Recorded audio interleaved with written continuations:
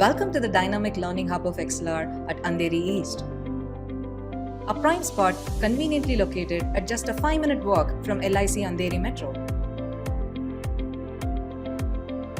In our journey of over a decade, we have proudly trained over 2 lakh students. We have also been recognized by Deloitte, Silicon India, and other accreditation bodies.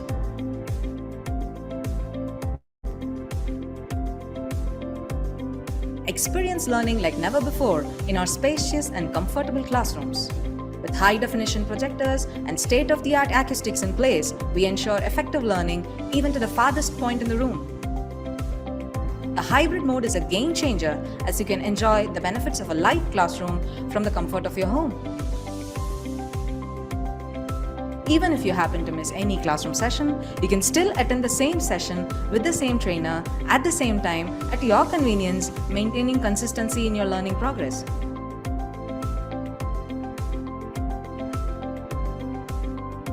Wanna get started? Join us for a demo or career chat over a cup of coffee at our Andheri branch. XLR. We don't just train, we build careers.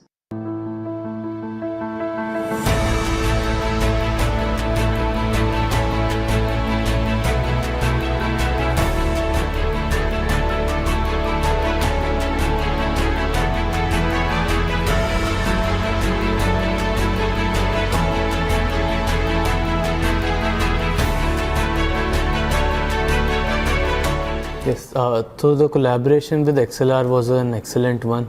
We conducted a Power BI workshop with Advanced Excel over a span of 3 days. The workshop was almost 12 hours long in total. Mr. Karthik, who was an amazing trainer, helped the students understand the concepts deeply. I am sure that the students will be able to apply these concepts in their careers as well as their daily lives. The trainer, Mr. Karthik, was an excellent person where he explained in very detailed manner on how to give great insights using very complex data sets.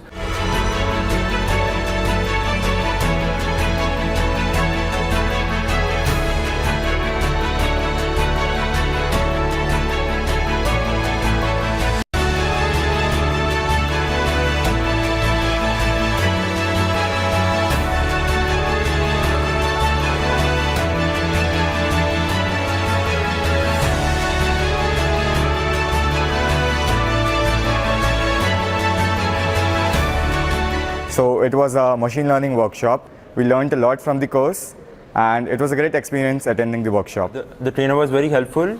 He had a hands-on approach with his teaching and it was fabulous. This was a great experience for me.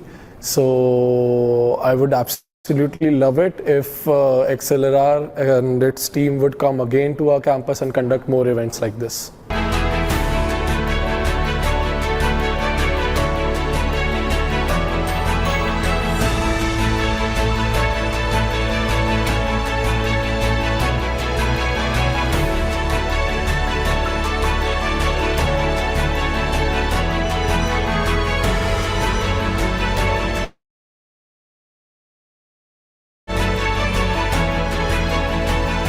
It was a great course and it started from basics.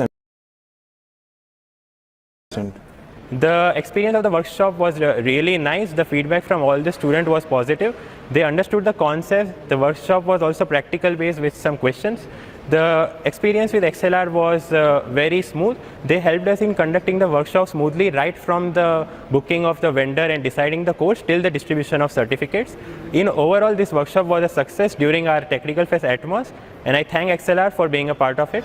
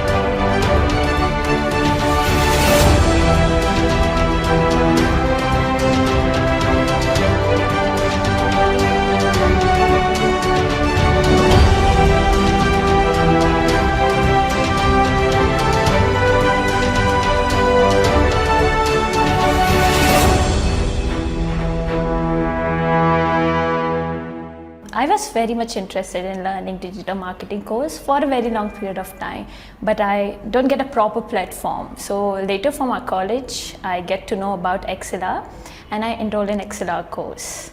It was really good experience.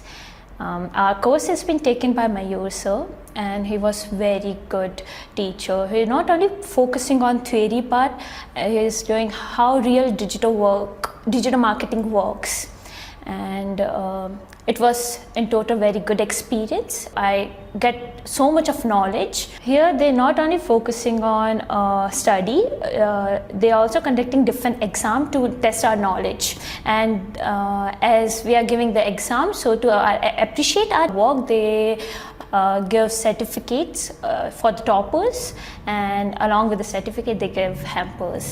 Thank you, XLR. Recently, I was searching for digital marketing courses online in Google, and I came across XLR, and I attended a digital marketing course which was for 15 days.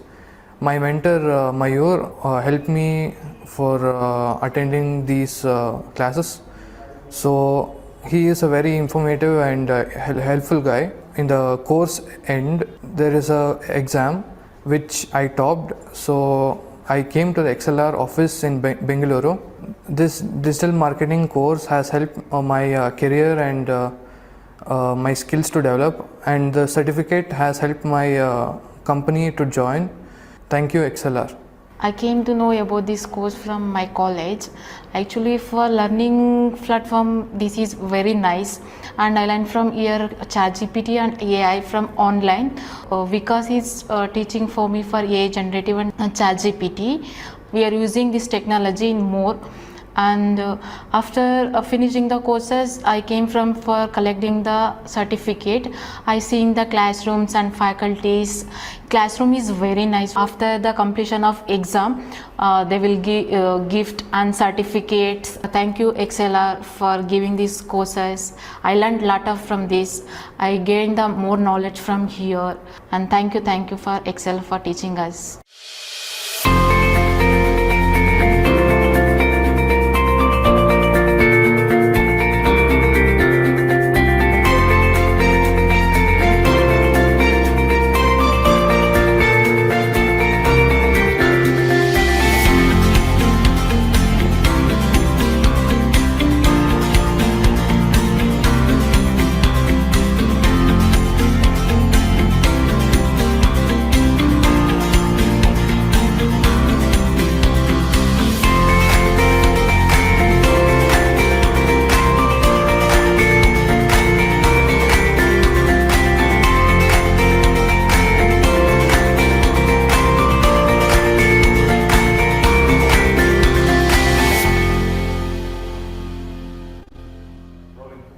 Hello guys, I'm Vikram Mahajan and I'm studying in Swami Vivekananda Institute of Technology College, and I came a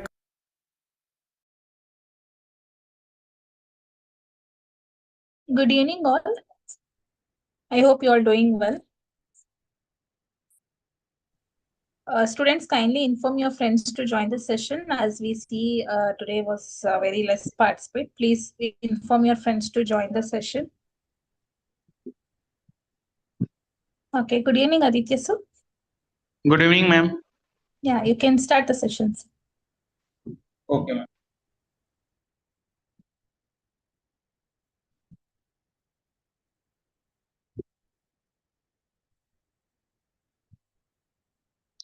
Good evening, all of you. Am I audible to all of you?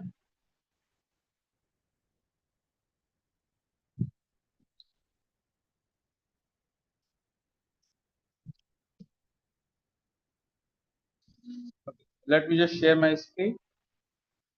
Then we are going to start the class. I think the screen is visible to all of you. So in the last class, we talked about the constructors, like how the constructors was actually created and how these constructor was actually called. So as you see, this is the last programs we actually write in our class, where we created a blank constructor, which is nothing, just a debug statement, like constructor is called. Then we have a parameterized constructor to set a class variable value, like public class COVID-19. and here we are setting some values, integer, and it was taking a value named recover in area. And I also tell you right now, here you can see we are taking the same name as this recover in area. But when we are initializing this value, we need to use the this keyword or this dot recover in area. So it will know that we are right now talking about this particular means the global variable, not this local variable. So when you use this keyword, it knows that you are right now talking about this variable or the global variable. So you need to know one thing: whenever you write a particular keyword or initialize a variable inside a constructor, it will be a local variable, means it will be only accessible inside the class, inside the constructor. But if you want to access a outside variable, now if you this time if I don't use this recover in country, what was going to happen? Let me just show you. So if I just remove this line of paste, this keyword from here by shifting Control X and try to save this code again. This time you see, actually here this recover in area will remain 0, but the recover in country actually changed. So if I come on the debugger section this time and click on open execute anomalous tab, so here you can see we creating the instance with parameterized constructor, and this time I'm naming at JEP. Right now, why I'm naming Jaipur? Because I want to know the information of Jaipur. So right now I'm initializing that COVID-19 Jaipur is equal to 5 patients. So according to our constructor, these two values should be passed inside this thing, because we already say that recovering area and recovering area is the this local variable, and this was going to take inside this variable. We are passing these values inside recovering area and recovering country. But right now here you can see when I write recover in area, this is not going to actually focus on this variable or the public variable or the global variable which was outside of this constructor. It was going to take this variable. So now if I just click on execution part, let's see what we are going to get. And here you can see what I just did. I'll just print a simple system.dy recover in Jaipur and Jaipur.recovered in area. Because right now if you come here, I have a function name also, a particular variable. This variable you can say recover in area. I'm just printing this message, this variable, because this is was a public variable, and I'm printing with the instance which I just created, Jap. So now Jaipur.recover in area going to print this variable, and here we are also printing COVID-19 print treated, and print treated is this message if you see here. So it was going to print treated all the versions which was treated. So what it was going to print? It was going to print all the patient in the recover in country. So now let's try to execute this and see what we are going to our and the debug statement. Does we get 5 for both or not? So now if I click on execution part, see our code was executed successfully. And now if I click out cancel and click on the debug section here, here you see in the recover in Jaipur section we are actually getting 0, but in recover in country we are getting 5. Now why this was actually happening? So now if you see this code again, here you can see this time recover in country and recover in area, two different things. So right now when we are talking about recover in country, it was actually making this variable, because this was not actually initialized inside this constructor. But when we are talking about recover in area, this particular variable, it was actually mentioning this local variable. So the value was actually not passing inside this variable, means this recover in area, and it will always remain 0. But how you are going to solve this problem? So if you want to solve this problem, you need to use this dot. Now when you use this dot, this is going to say that this particular variable, this dot is a public variable or outside of the class variable. So now if I save this code again, this time by clicking on save, and this time if I try to execute the same program, you will able to see that we are going to get our result in a better way. So open execute anomalous tab, and I'm going to execute the same code here. Now this time if I execute my code, here I will come on a different logs, and if I click on debugs only, here you see now we are getting 5, because right now we just change our code from change this particular variable name to this. Also you can see we also write here this, so that's why we are also able to print our first message, which is a constructor is called. So you need to use this keyword when you are have two things. First, if you are using want to initialize one more constructor, you need to use this keyword. If you want to specify a variable out of the class, you need to use this dot, then the variable name or the function. So here you can write a variable name or a function name or anything. Now this is what our simple class looks like. Now, I think everyone has cleared about this keyword and the constructors in Apex. Does anyone have any doubt, or should I move to the next topic, which is initialization block?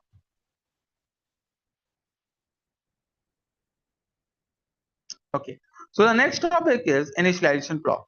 Now, if you remember, the initialization block is same as this particular thing, or you can say the particular constructor. Now, initialization block is also created when an object was created. Like constructor, whenever you create a class instance, the constructor is called. The same way, when you created a particular class object, an instance is also created, but instance is always not created. Right now, here you can see we don't have actually an instance, but we need to create an instance. Now, what is actually an instance? So let me just send this code to all of you. Control C. Then we are going to talk about instance creation. Now instance is same. Instance was used for initialization block was used for initializing some value to the particular variable. So here I'm going to just comment out these two lines because we actually don't want. So blank constructor from here and our constructor was end at this point. So let me just put here again. Okay. So now these part of the code is comment. Now what I'm going to do, I'm going to create here a new blank constructor which is going to work fine, which is going to initialize some value. So how we are going to create a blank constructor? So see, if you want to create a blank constructor, you need to put this parenthesis, and inside this you are able to create a blank constructor. Sorry, a blank initialization block. So how you are going to create a blank initialization block? You just need to open two parentheses and your initialization block will start. Inside this, you need to initialize the value of your variable or methods or function before starting the program. So right now I want to initialize the value of recovery area and recovery country. So I'm just going to copy this thing this time. Control C here and putting it here. And the same thing I'm going to call this recovery in country and I'm going to pass some values inside this.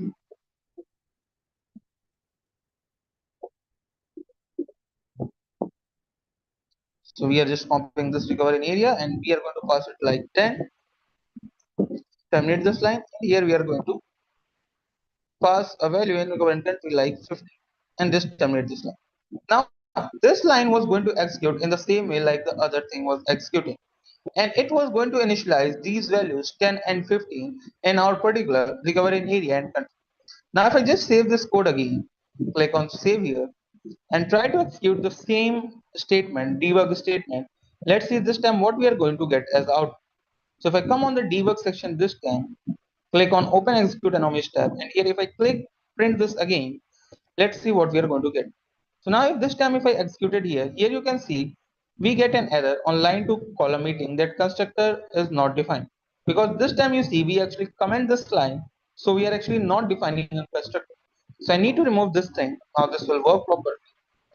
Now if this time I execute, our code was executed successfully, and here if I click on the debug section, you see we are able to initialize these two values here.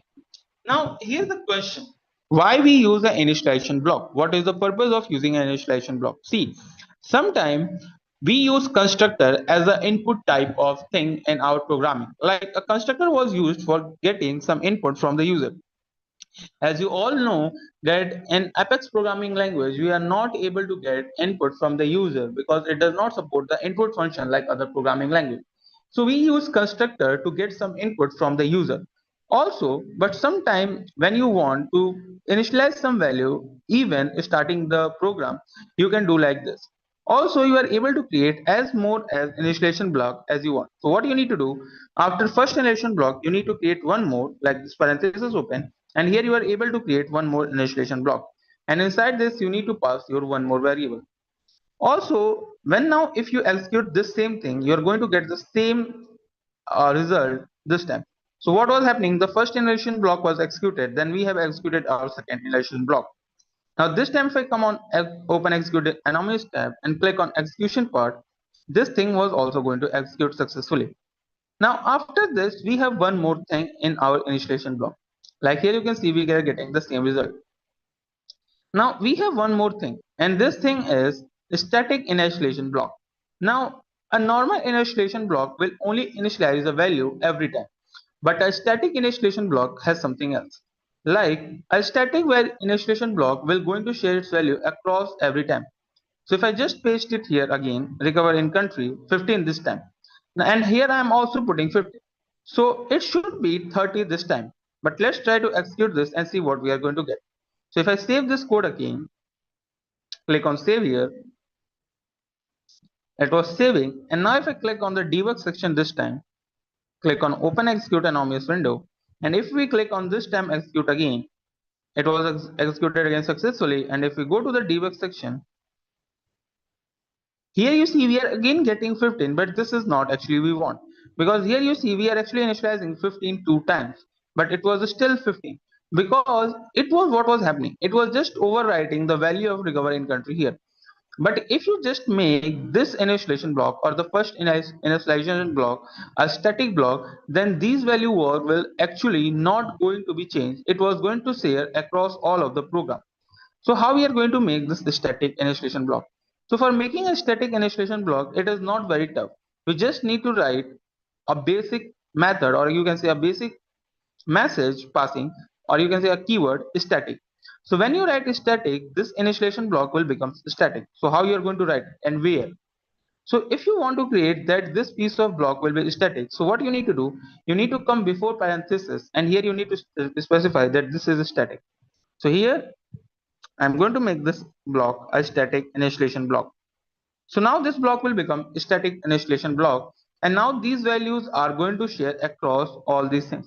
Now if this time, if I'm going to execute this, let's see what we are getting. So if I click on save this time, here you can see we get an error on this time on due to the time of saving. It was taking a little bit time, and we are getting this error on line number 23 that variable does not exist recover in area.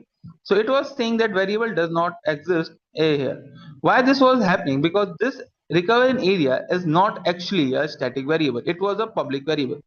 So you need to remember one thing, static initialization block only going to take static variables. If you have a private variable, then this is not going to work properly.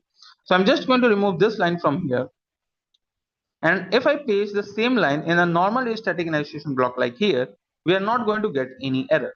Like it was going to save, just give a second, and the problem will be solved. Just save this code again. Now here you see we solve this problem. So you need to remember in a static initialization block, you only need to put static variables. Static variables only allowed.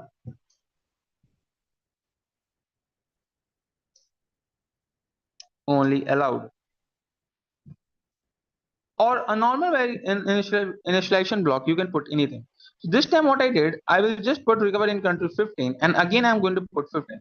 Now this time if I try to execute this code, I'm going to get 30 as answer, because in the starting I will create a static initialization block and I will statically initialize recover in country 15. So if I come again on the debugger section and open this tab again and click on execute, here you see our code was again executed successfully. And if we go to the debug section this time, here you see again we are going to get 15 this time as the answer. Does anyone have any answer why we are going to get 15 this time as answer, even if I just initialize recover in country as 15, and here we are doing the same thing, but we are again going to get this answer as 15. Does anyone have any answer why we are getting this? Anyone has any answers? Anyone?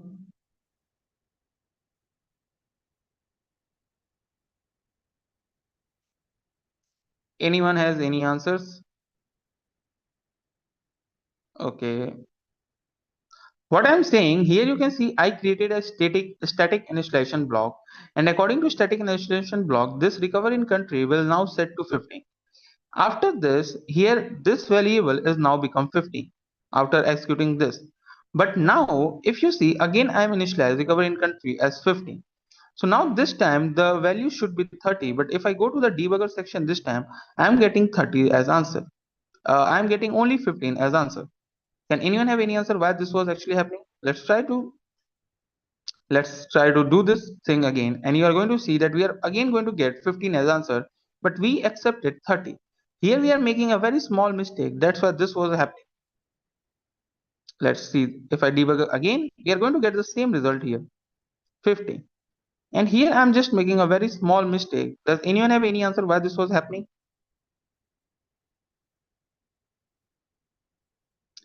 So actually here we need to get 30 as answer. We are still getting 15 even by creating a static initialization block. So let's try to put this block on top and see what we are going to get. Again, if I just remove this block from here and I'm going to on this line after and create this again. Now this time if I try to execute this, let's see what I'm going to get this time. So if I click on save this time and I will just change, we initialize again.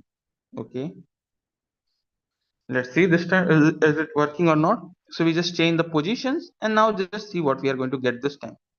So if I go on again on the debugger section and click on execute, here you can see again we are going to get the same answer by just when we just change the position also. Okay, anyone any answer? Maybe it's our scope. It is out of scope. That's why we repeat. We need. Okay. So one person, Shalini said that we need to initialize again. So let's try to initialize again.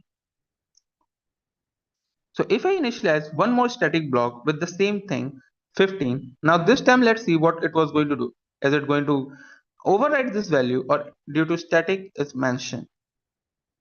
Okay. Let's see that this works this time or not.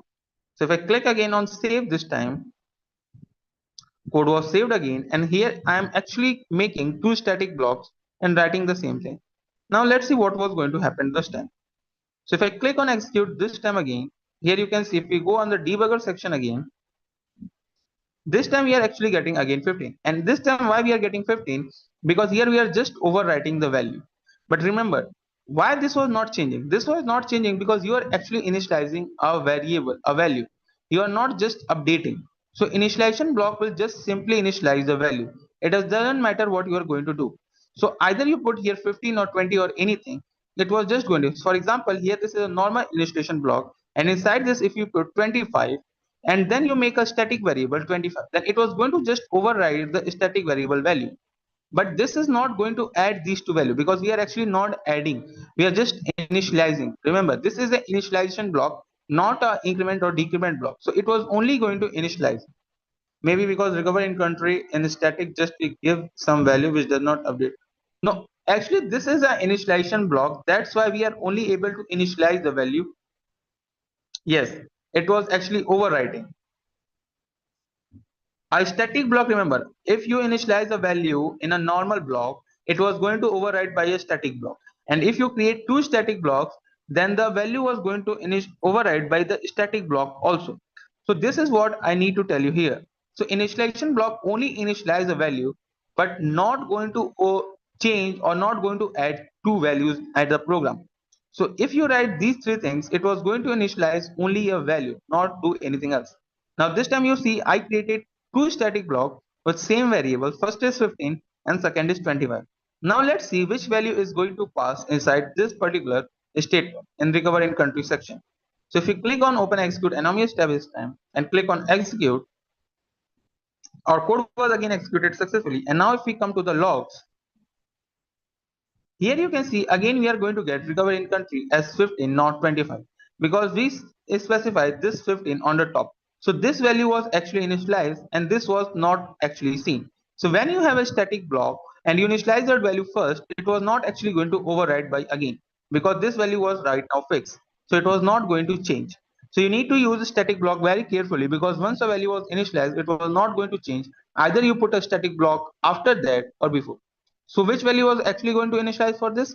For this, the first static block is going to initialize the first value of a static variable. After that, you created multiple static variable for the same thing. It is not going to work. So we are actually using these blocks multiple times when we are actually creating our program.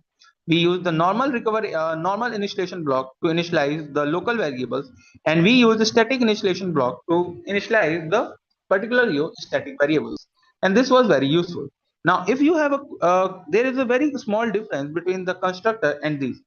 A constructor is only called when you want to execute, or when you suppose I'm just saying when you want to, you can say get input from the user. At that time, what we did, we just simply use a constructor. But when you want to actually execute, or you can say get some input before starting the block, at that time we use particular hour, or you can say basic we use the basic initialization block to initialize something. Now here what I'm going to do, I'm going to say show you one more thing, like which part of this code is actually executed first. Like either it was static variable which was executed first, or the initialization block was executed first, or the constructor was executed first. So this is a question here, that which is going to execute first.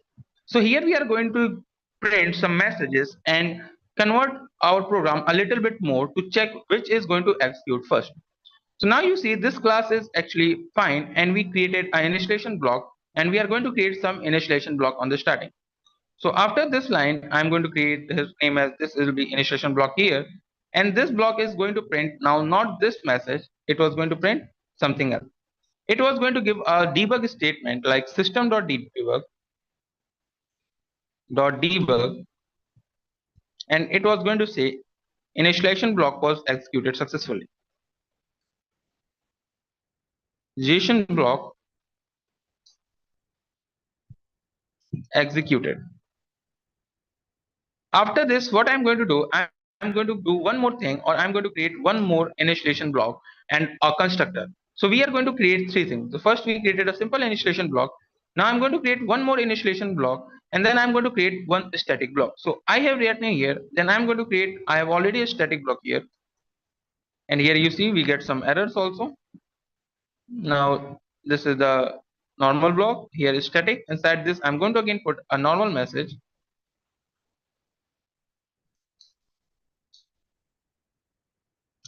And here you can see on line 24 we are getting some errors, like system.debug. Here you can see it was say that expecting column or this, but was blocked, because here we don't put a terminator. That's why you're getting this type of errors this time. So you need to see every time what you made the mistake, and this is a very good feature in the Apex problem section. You are able to see whatever you are making. So now in the static block I'm going to put one more message here. Let me just put here the commas actually. Okay, now this part is done. Let's copy this line again, and this time I'm going to paste this line inside this static block. And in the place of initialization, we are going to say static initialization. So now this will be go static initialization block executed. After this, we created two things. First, a normal initialization block, then we created a static initialization block. After this, what I'm going to do, I'm just going to create one more thing, a blank constructor, and trying to see that this was going to work or not. So what I'm going to do, I'm just going to copy this piece of code, which is a blank constructor code like this. Here from this line, I'm just going to copy this code, which is a blank constructor, control X. And now I'm going to write this constructor after this initialization block at the place of here. So control V, just remove this comment line so it will start working properly. And here you see we just created our blank constructor also. Now our blank constructor was also done on this part. So now we have done three things. First we created two initialization block, then a static block, and then we created a blank constructor and the constructor block. Now what we are going to do, we are going to check which particular piece of code was actually executing first. So now if I click open my, let me just save this code again, otherwise it was not going to work. So now if I just try to see which piece of code was going to actually execute first. Now this is a very important thing to know which is going to execute. As the static block is going to execute first, or it was the normal block was going to execute first. So what we are going to do, we are just going to print our same message again, and let's see what we are going to get this time out. So everything was done here, and just going to execute this part, and let's see what I'm getting. So our program code was executed successfully. If I go on the debug section, let me just wait a second. Actually this is not working. Okay, so line blank. Okay, so here I am getting this error actually. Blank constructor, line 90. Okay, now this thing, I think the problem is solved. Let me just wait. Okay, the problem solved. Let me save this code again. Save. Okay, it was saving. Okay, now code was saved here. Open execute anomalous tab. And here you see this time actually we created one more constructor, a parameterized constructor. So we need to pass a value. So right now here I'm going to pass a value 25, and I'm also printing two messages. So we are going to see when this part was actually executed. So now if you click on execute this time, our code was executed successfully. And now if we go to the debug section, here we get some information. Now you see, first we get a message that static initialization block is executed.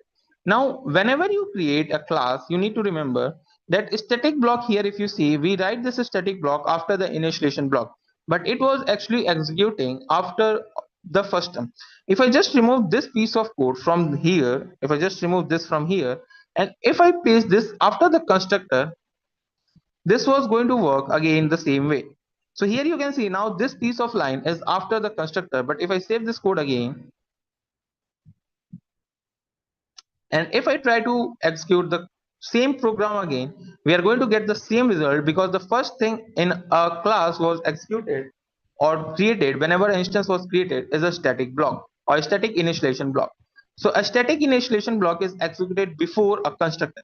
After this, we see the second thing is executed is the initialization block, which will be here right now.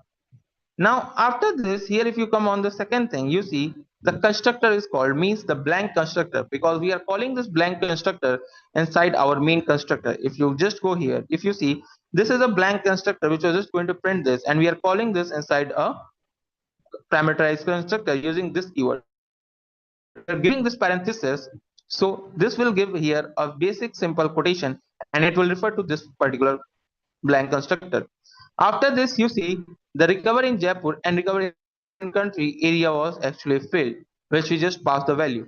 So you need to understand how these things work. So the order of execution is, first static block was executed, then second the initialization block was executed, and in the last the constructor was actually executed. Now guys, what happened if I just pass something different? Now in the system debug, if I just, what I did, if I just going to pass some value, suppose in this static method, I'm going to change this variable or override. So if I just copy this line here, come here, and this time actually I'm passing this variable from 0 to suppose 30. Same way I'm going to do this with public static variable. So if I copy this line and go into static variable, which will be right here, and try to pass the same variable here, and this time I'm going to change this from 0 to 25. Now if I save this, public is not allowed on local on line 13, you see. Now this is the problem on a,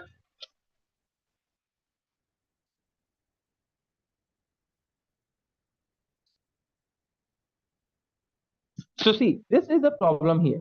When you start creating an initialization block, you are not going to initialize public or anything inside the initialization block. It will not work. So you need to remove this public from here. Now here you can see integer is not allowed on local. So you don't going to specify public or any other thing, because this is not going to work, or it was going to give you a very error. The same way if you see here, it was also saying that static means you are not going to give any special keyword inside an initialization block. You just need to give your variable and it will work fine. Now here you can see this time this problem will actually solve. And now if we come here, okay, it was taking time, line 33. So now our code was saved, and what I did, I will just initialize the recover in country field to 25 this time and recover in area to 50. Now if I come on my debug section this time, here you see we actually passing 25 this time. So according to our thing, what was going to happen? First, let's see and click on execute this part and see what we are going to do. So click on save this code again, and just executing this line of piece and see what we are going to get. Our code was saved, and now if I click on execute this time, the code is again executed successfully. And if you click on the debug section, here you see we are actually getting recover in Jaipur is actually 25 and recover in country 25. Now why this was actually happening?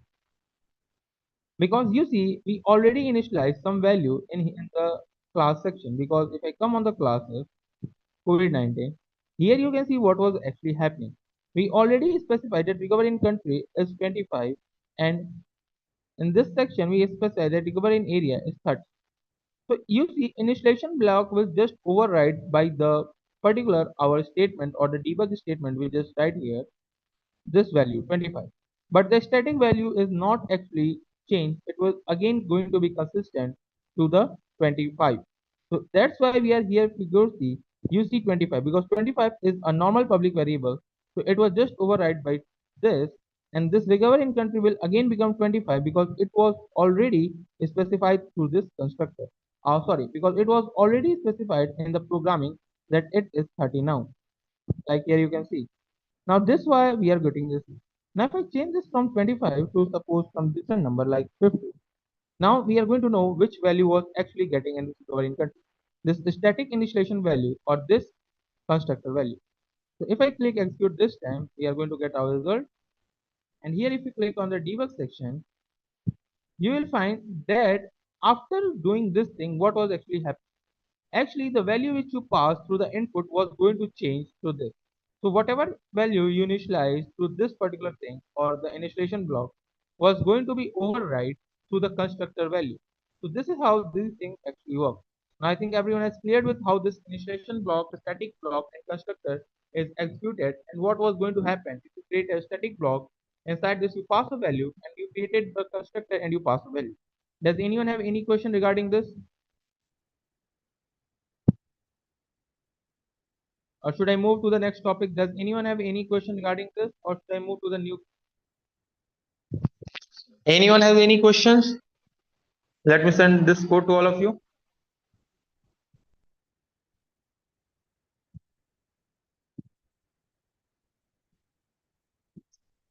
Does anyone have any? Am I audible to all of you right now?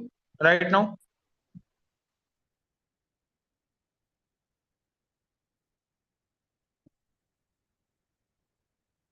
Okay.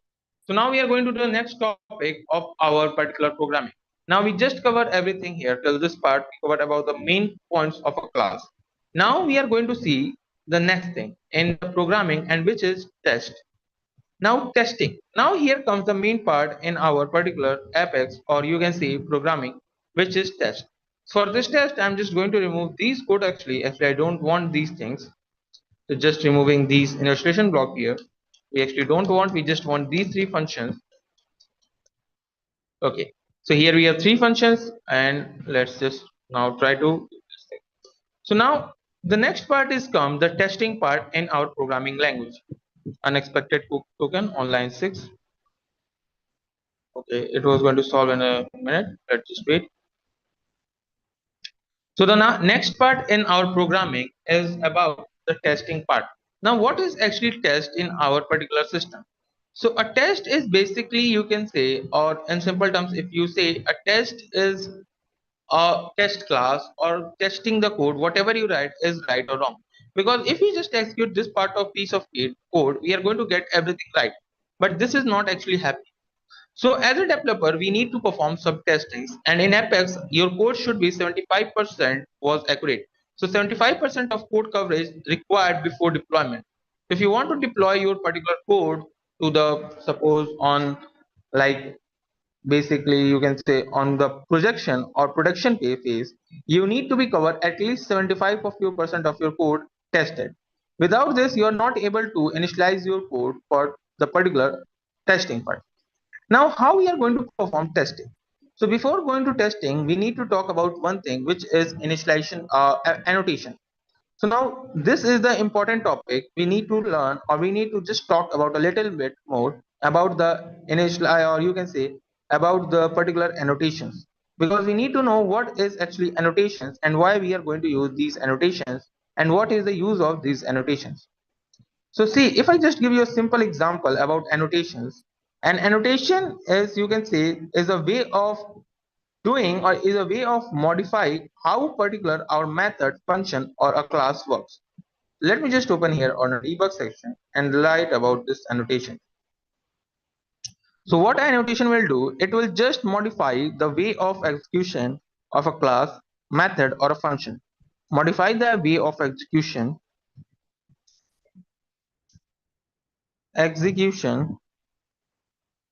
of a class, method. So it just modifies the way of execution of a class, method or you can say a function.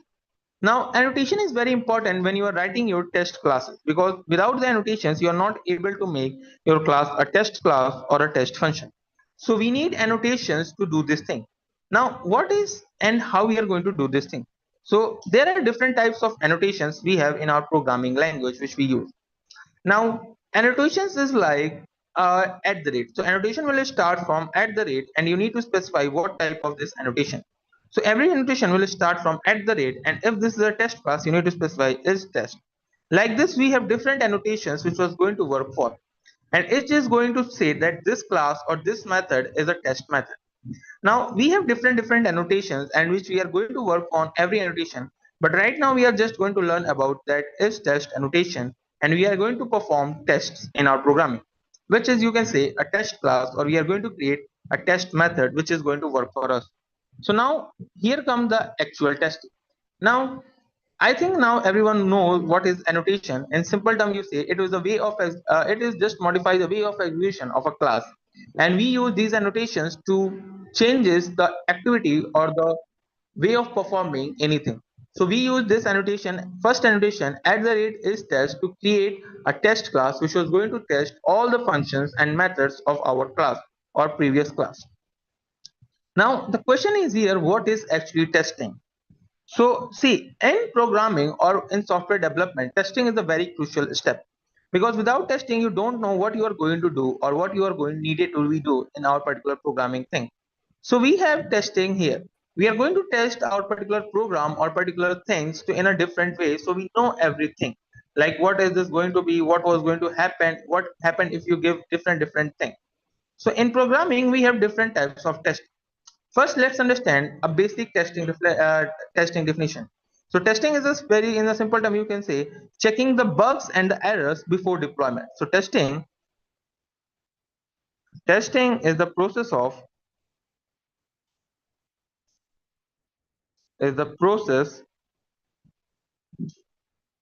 checking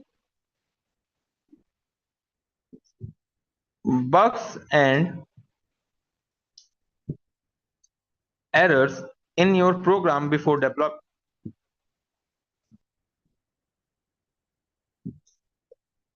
in your program before deployment.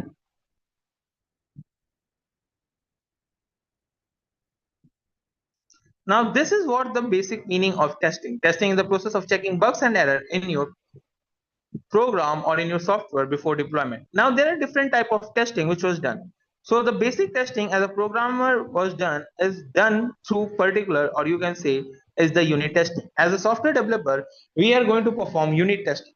So what is actually unit testing? So unit testing is a test which was performed by the particular software developers. So in unit testing, we are actually test every part of our code step by step or a single unit test.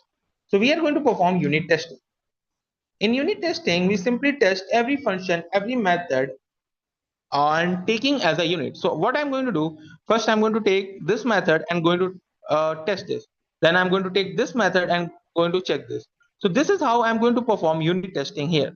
So unit testing is very crucial in particular, you can say software development, because here the software developers who develop the software, they check their program that their program does not have any error or any fault. So this is what we are going to perform here today, and we are today going to see how we are going to able to perform unit testing. So unit testing is not very tough, it was very easy. So we are going to see how we are going to write our first test class and how we are able to perform a unit testing in this section. For making a unit testing, first of all, I'm going to make some changes in our program so it will work a little bit fine. So first to start some changes in our program. Let me just give a second. And first, let's write our test class and then we are going to start. So for writing a test class, what you need to do, you need to click on Files, New, and then Apex class. And here you need to write your test class. Now remember, whenever you are writing a test class, you need to focus one thing. This is actually not a rule or not a statement, but this is a very proper way to write a test class. So your test class should be the same name as your class, which will be COVID-19 right now here, COVID-19. And after this, what we need to do, you need to just specify a underscore, and here you need to write test class. So you are able to find your test class always due to this name. Now, if you click on this OK, your class was actually created, but this is a simple class. How you are going to say that this class is a test class? For this, you need to use that this @ is test method or annotation. So if I just go this thing and write this thing on top of here, now this particular class will actually become a test class this time. And this annotation makes this class as a test. And it was going to work as a test class. So if I click on the files this time and save, you can see now this was actually saving and it will become a test class here. See, now when you see here, you will see a option run test this time, because this is test is annotation and it will change the way of executing this class. Now this class will become a test class, and here you will see you will get an option of run test, which you will not going to get a option inside any other. If you save this code, you are not going to get this option. If I just save this code in front of you, you can see it's just saving, but we are not going to get this option run test. You are only going to get this option when you write this annotation is test and you are able to make this class as a test class. And this is how we are going to write our test class. Now in test class, we have test methods, and every method is going to check the way of executing every function, like this function is executing proper way or not. So let's write our first test class and see how this works. So let me just give a second, then I'm going to just give me a second.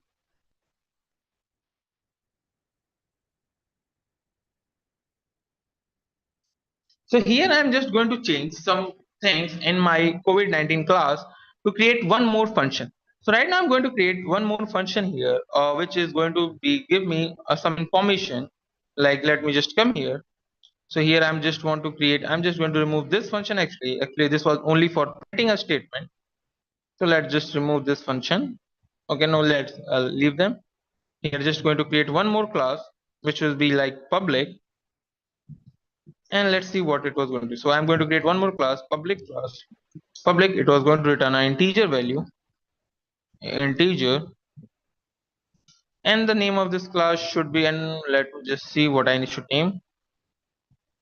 Okay, so it was going to give me the treated number of patient, get treated patient, get treated person names, and it was going to hold some information here. And this what this function was going to get return. This function was going to return all the treated numbers in our particular this program. So it was actually going to return this recover in country field here. So whatever the store value this recover in country or recover in area is having, it was going to return that particular thing. So we are just going to print this thing here. So get treated is right in here, and here we need to write recover in country. So no, I would just want to say recover in area actually. So I just want to print recover in area, get treated, and here it will just return this particular thing, recover in area. Okay, this part is done here. Let's put here terminator. Now this is done, and I think I will see a problem, unexpected token public. Okay, why we are getting this error actually? Let me just see, this is happening. Why? I think this is the right function. Okay, just see, did I make any mistake here on this line? Control X. Let me just remove this thing. Okay, let's see, that's why this was happening actually.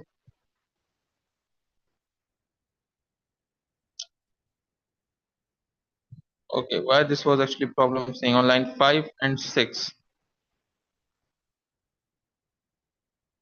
Okay, okay, so this is the problem we are actually getting here. Okay, public treated. Now this is part is done. Put here a single box. This will work. And here I need to give one more thing. Now maybe this will work fine. Let's see. Okay, this is for this. This is for this. This should be work for this line. This should work for this line. Okay, let me just remove this thing here.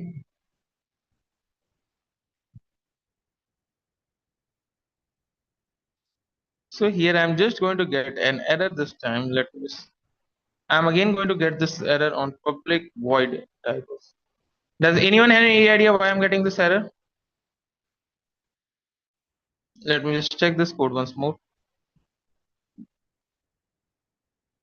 Everything is looking fine. Let me just give a second.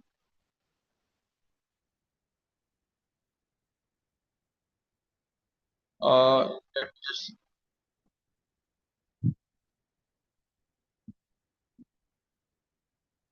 me just let me give a second, guys. Just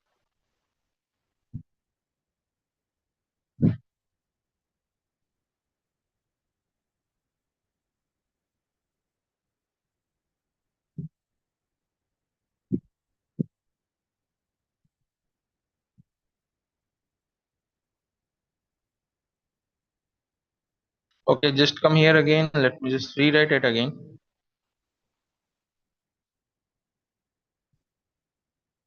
Let's see does this problem is solved or not first. Semicolon. Okay. Does I forget any semicolon here? Where I forget semicolon? Can anyone please tell me? Okay, on this line actually. Okay. Now this thing will work properly. Okay. So we are getting this due to this semicolon. Okay, okay, sorry, sorry. Now I think this problem is solved. Let's wait for. Okay, so now the problem is solved, and I just created one more here, one more variable or one more function, public integer get treated, and it will returning me the recovery in area field.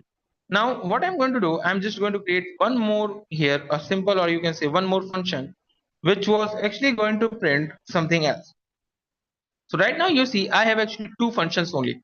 So I'm going to create one more function which was going to treat, like I have this function and this function. And I'm going to check these two functions or perform a test pass. And I'm just going to remove this function because this was only printing. So just remove this. And now what we are going to do, we are going to check these two functions actually, like they are successfully working or not.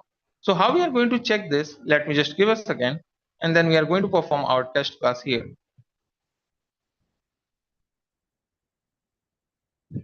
Okay, let me just think. I think I create one more function which will work finely. Let's see what should I create.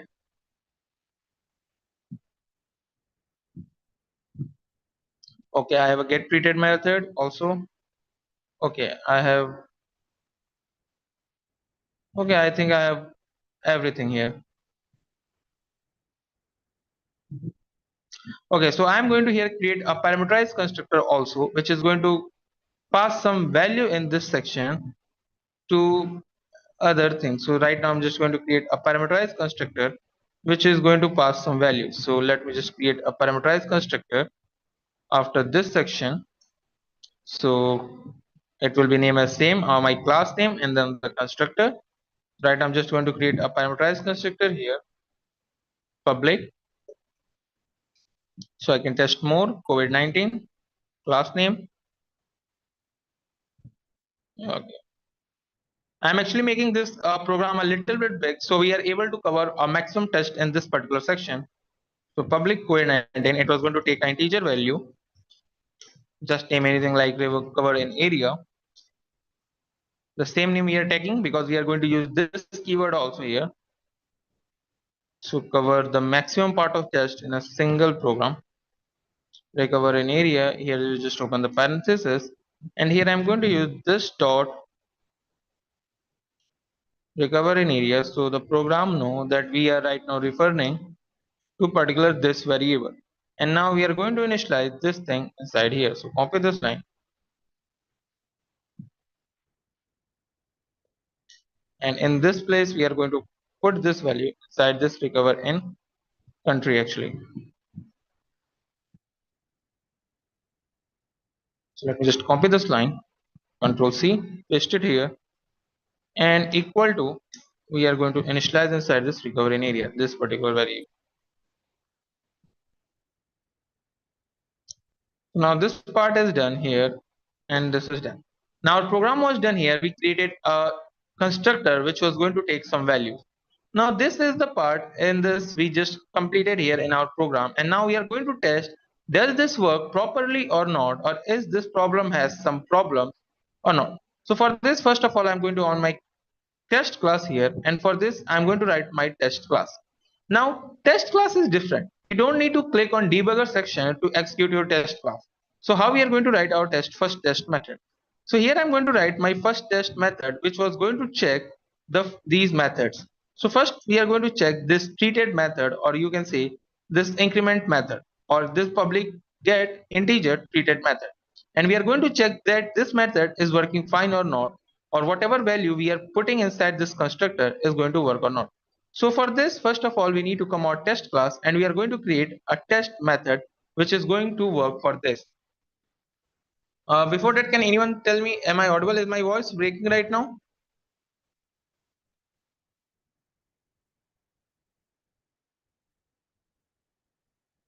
Can anyone please tell me, is my voice breaking right now?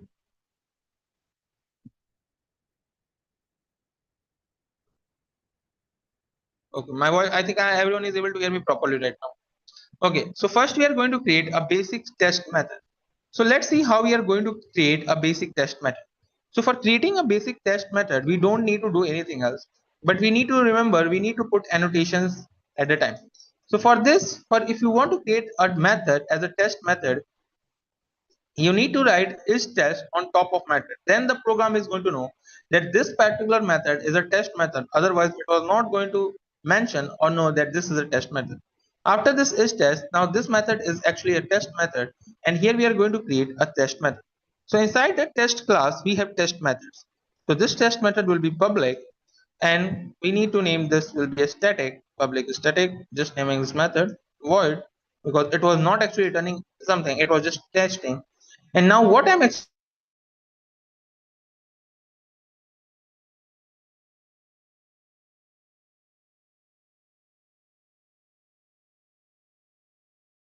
a public or basic message here or name it. So right now, check for JavaScript error. Okay. Is my screen? It is screen, guys.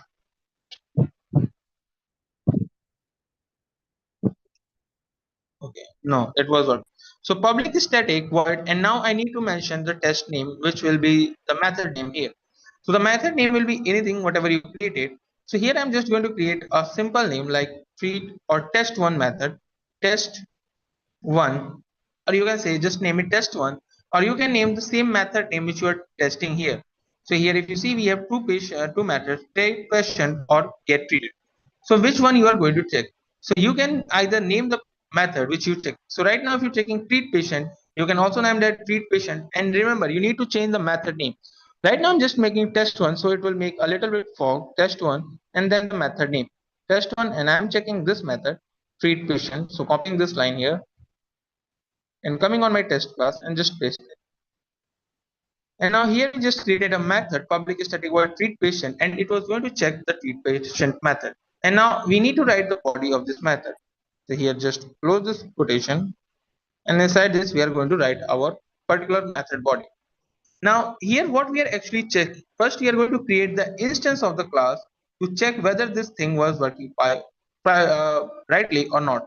So what I'm going to do, first I'm going to create an instance of the class. So this or new keyword, so COVID-19, because we are using actually a constructor here COVID-19, and the name will be something like, give a new name like Jaipur. Why I'm writing here Jaipur? Because here you see in this our program we have two fields, area and country.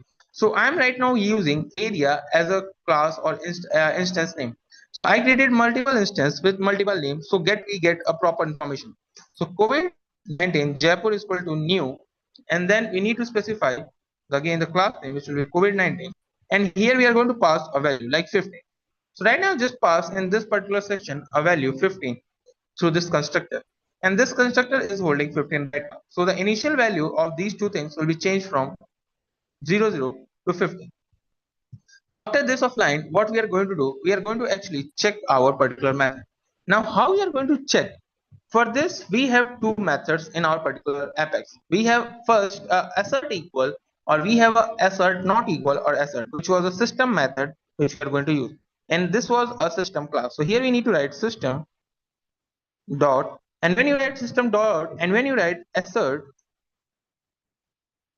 so we have the first method name is assert equal. So first let me write method this name, and then I'm going to tell about this method. Assert equals equals. So now this what this assert equals was going to do.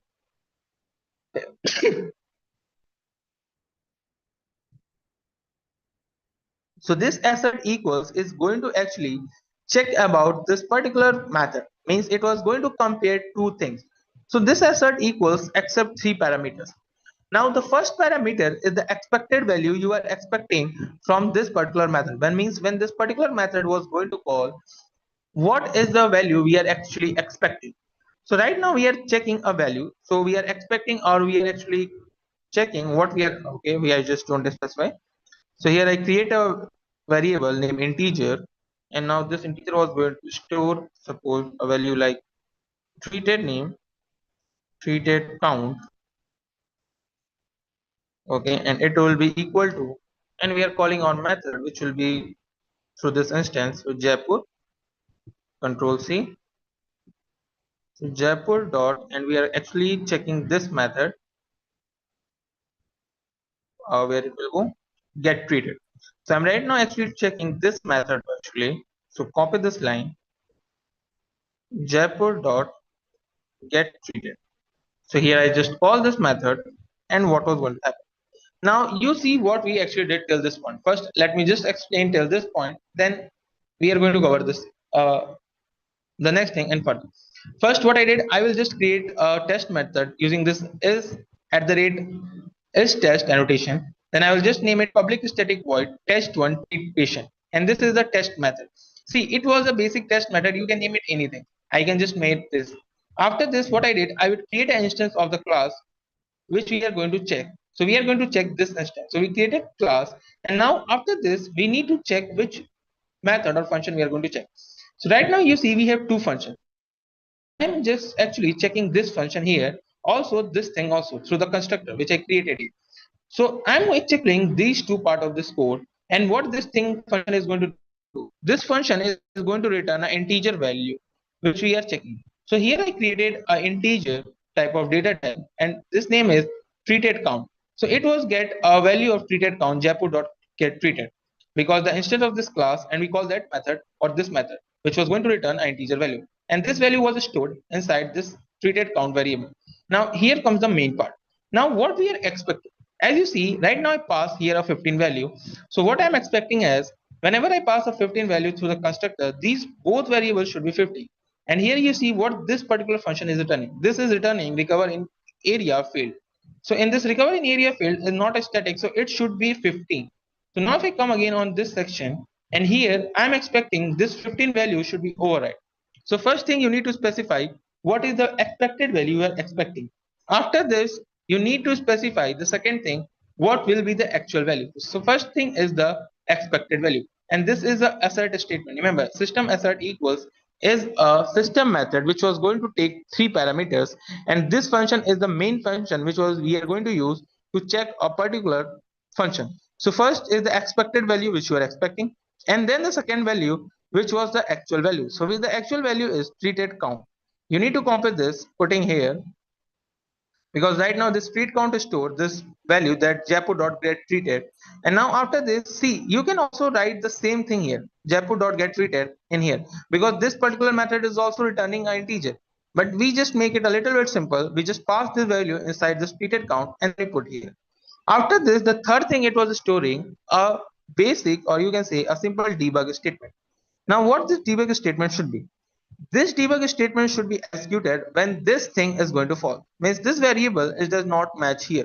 So whatever value you are giving here, it was going to perform a end operation, means, or it was going to check this thing from here, and it was going to check either this thing is going to work or not.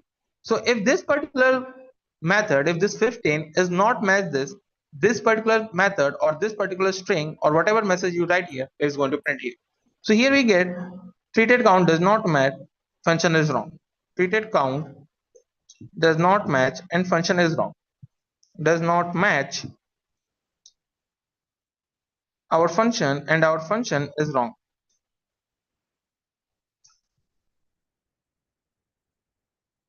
Function is wrong. Here I just write this thing, and now let's try to execute the same code here. Now this program was actually successfully, and now if I click on here, click on first files, click on save all first, everything was saving. After you need to click on run test, and after clicking on run test you see a very good thing. So it was saving, it was taking a little bit time here. Okay, so actually it was taking a time. So the code was saved successfully, and now if I click on run test, here you can see running test synchronously, and here the test was done. But we are not able to see any output. For this, what you need to do, you need to come here, and here you can see you have option C test. When you click on test, here you can see we get a message test run at a run. So whatever test you run, here you get a message.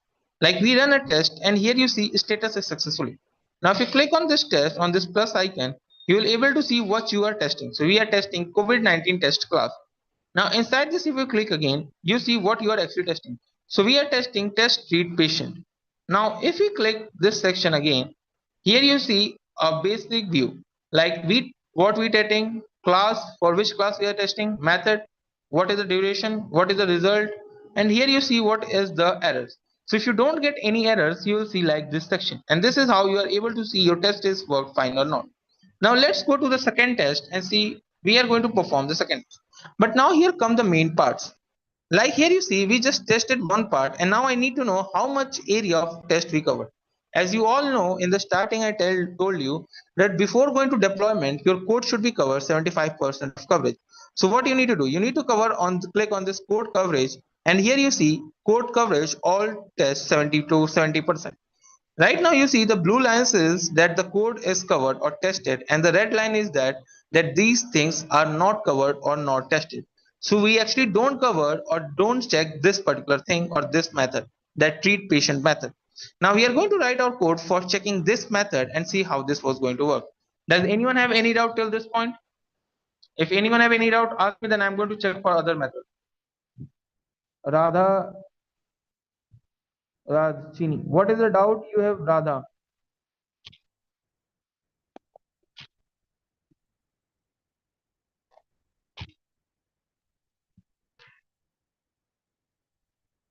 Does anyone have any doubt?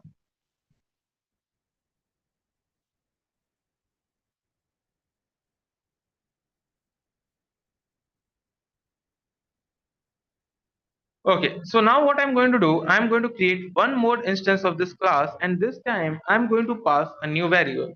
And this time I'm going to check this recover in country field. Now, if you remember correctly, this recover in country field is actually a basic, or you can say a simple static field. So what is here? This is a static field. So this value or the value should be changed across every time. So now what I'm going to do, I'm coming here and I'm going to create one more instance. So let's copy this line, and I'm going to create one more instance here. And this time what I'm going to do, I'm just going to create one more instance here, and this instance is a new. So now what I expected is the recover in country field should not change. So this will be, I'm checking in a new area like COVID-19 in, suppose I'm checking like in Lucknow. So LUCK new COVID-19, and this time I'm passing again 25 or 10. So this is the value which right now I'm passing in this section this time. And now I need to check that this value is changed or not. So right now I need to write my function again. Here what I need to check this time is the problem here. So here what I'm going to check, I'm going to check this time a new thing. So right now I want to check this variable, or you can say this particular variable, or this recover in country field. So how I'm going to check this particular thing? For this, what I need to do, first I will need to call a method here. Let me just call that method. So we get the get treated count, the same method here, treated count, get treated. And right now you see actually here I just call this method again, but this time you see I just don't specify integer, because if I specify integer, it was going to create one more variable and we are going to get an error like you have two variables with same name. So that's why I just remove integer and I use this treated count. So this variable was just override by this variable. So now treated count will is equal to jaipur.get treated here again, and this time this was again going to store the things, and again I'm going to print the same statement here. First this, and after this let's suppose print one more thing. Now this time I'm going to check one more thing with this function, and what I'm going to check this time, is this recover in area field we are actually checking. But this time I'm going to check this field, or you can say the second field, this recover in country.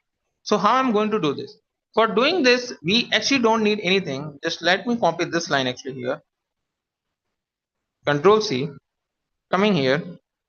In the place of 15, now what we are actually expecting here.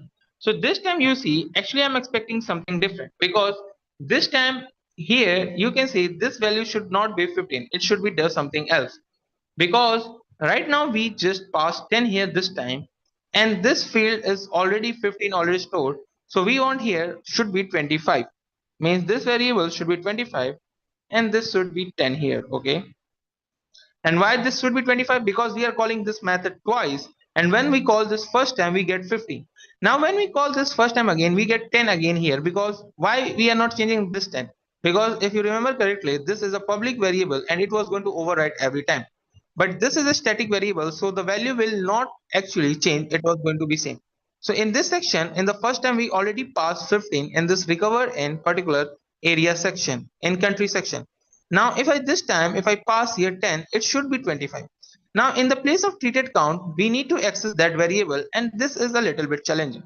So for accessing this variable, what you need to do, you need to access this variable using the class name, because this was a static variable and you are not going to access this thing directly. So we need to write our class name, which will be COVID-19, and then the variable name. Now here you can see when you write COVID-19, here you will get different thing, and here you will get this particular thing, COVID-19 19 undefined, and here we get different thing, treat patient and recover in India. So we actually want this particular variable. So when you click on this COVID-19 dot recover in country, now we are able to access this variable, and now our program is here end. Now if you come here in the problem section, you see a problem on the line number 12. Okay, let me just see. No, I think I don't have any problem on line 12. Why this was showing again? Let me just wait for a second. Okay, it was again saying showing me the same problem here. Line 12. Okay, so the problem is right now solved. And now I just access this variable, and I'm now going to check whether this recover in country works. Now those are who are confused, like why I'm just writing the same thing again. See, this is because I want to check this recover in country field, because this field was needed to be executed or incremented after everything. So first it was 15. Now the second time when we create instance, this value should be 25. Now if I click again on run test again, let's see what we are going to get. So it was again running, our test was successfully here. And now again if I click on tests here and zoom this, again we get our test here, test result. And now if I click on here, you see we get our test plus done. And now if I click here, it will say test treat patient. And now we get our both classes and both tests is done. Means these are working fine. Now let's try to check, come here and again check our code coverage. So again if I click on code coverage, so again you see we get our code coverage as 70%, because we only check these two things. Now comes the next part, that we are now going to check this treat patient method, that if this was going to work properly or not. So now this time I'm going to check this treat patient method. Now how this thing was going to actually work. For this, checking this method is also not very tough. This is also same like the same way here we did.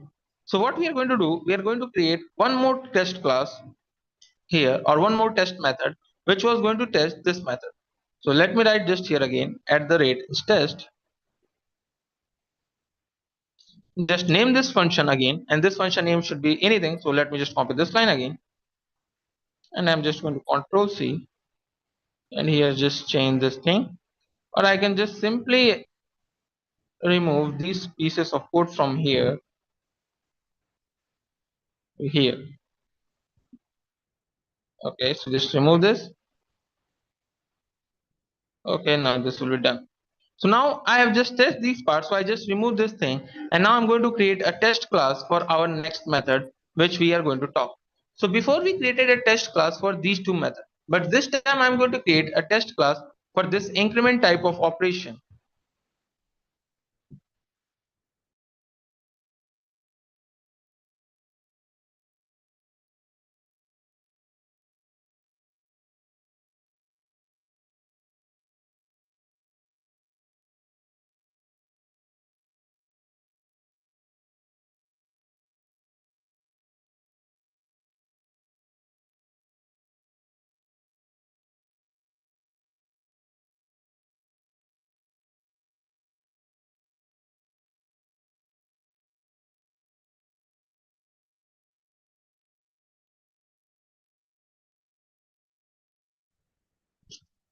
Am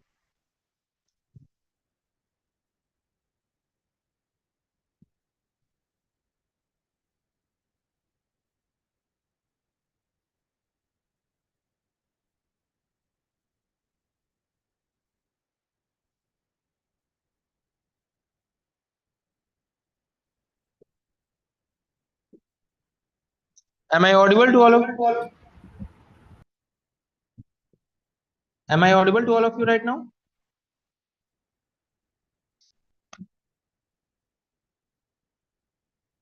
Just give me a second.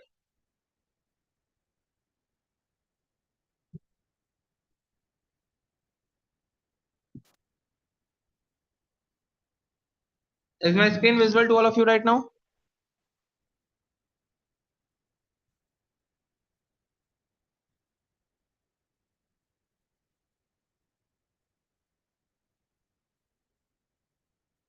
Okay, I think my voice is clear to all of you right now also.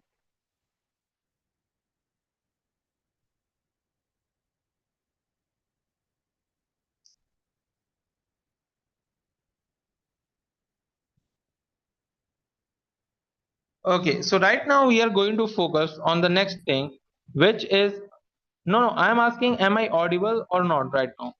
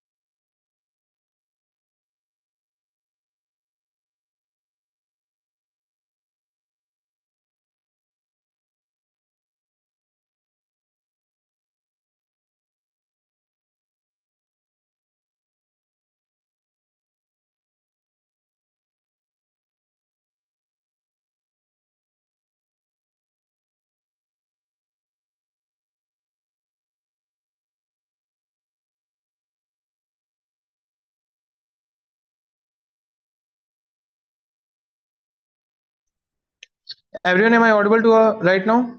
Am I audible to you?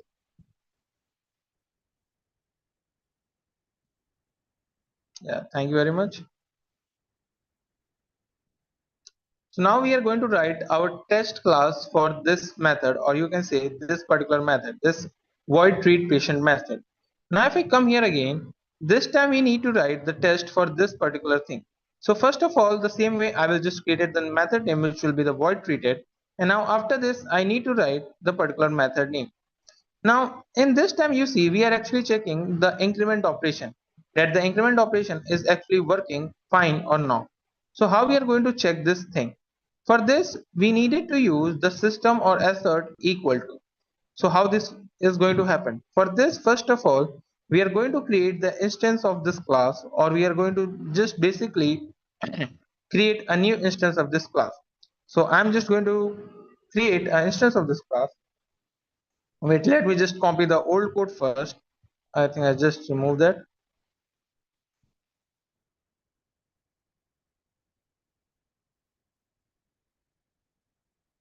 Just give me a second.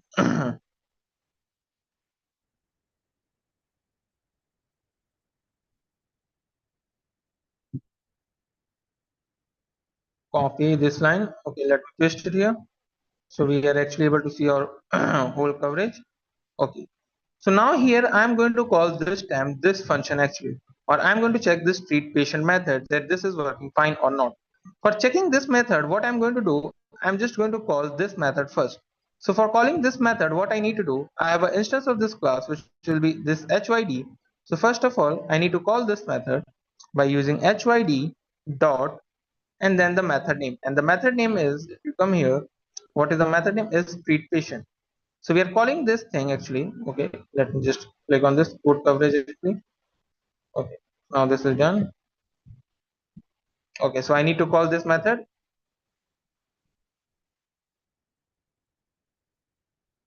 Control C. Let me just paste it here. So I am calling this treat patient method here, Hyderabad treat patient method. Now, when I call this method, what was going to happen? These values should not be incremented this time. Means the value should be incremented by 1 every time. And now we are going to check or see that this was going to work proper or not. So first what I'm going to do, I'm just going to copy this line here. You can see treat.Hyderabad. So now I'm just copying this value, Control C, and let me just put it here. Now when I just check this, now this value should be changed to something else because right now we are calling the increment operation here. Now after this, the next thing what I want, I am going to check whether my value is right now changed or not. But this time we are not going to use the system assert equals. What we are going to use? We are going to use the system assert. And now the system assert is a little bit different. As you see, the system assert is actually accepting sorry, as you see the system assert equal is actually expecting three parameters, where the system assert is only accepting two parameters, which is either a value. Let me just copy this line and modify this here. So Control V, and instead of system assert equals, it will be only system assert, and it was only going to check two things. It has not this part, or just remove this thing. So first is a boolean variable which we are going to check whether this works or not. So here it was going to check only for one condition. So here you need to pass your variable. So here we are actually checking this treated method.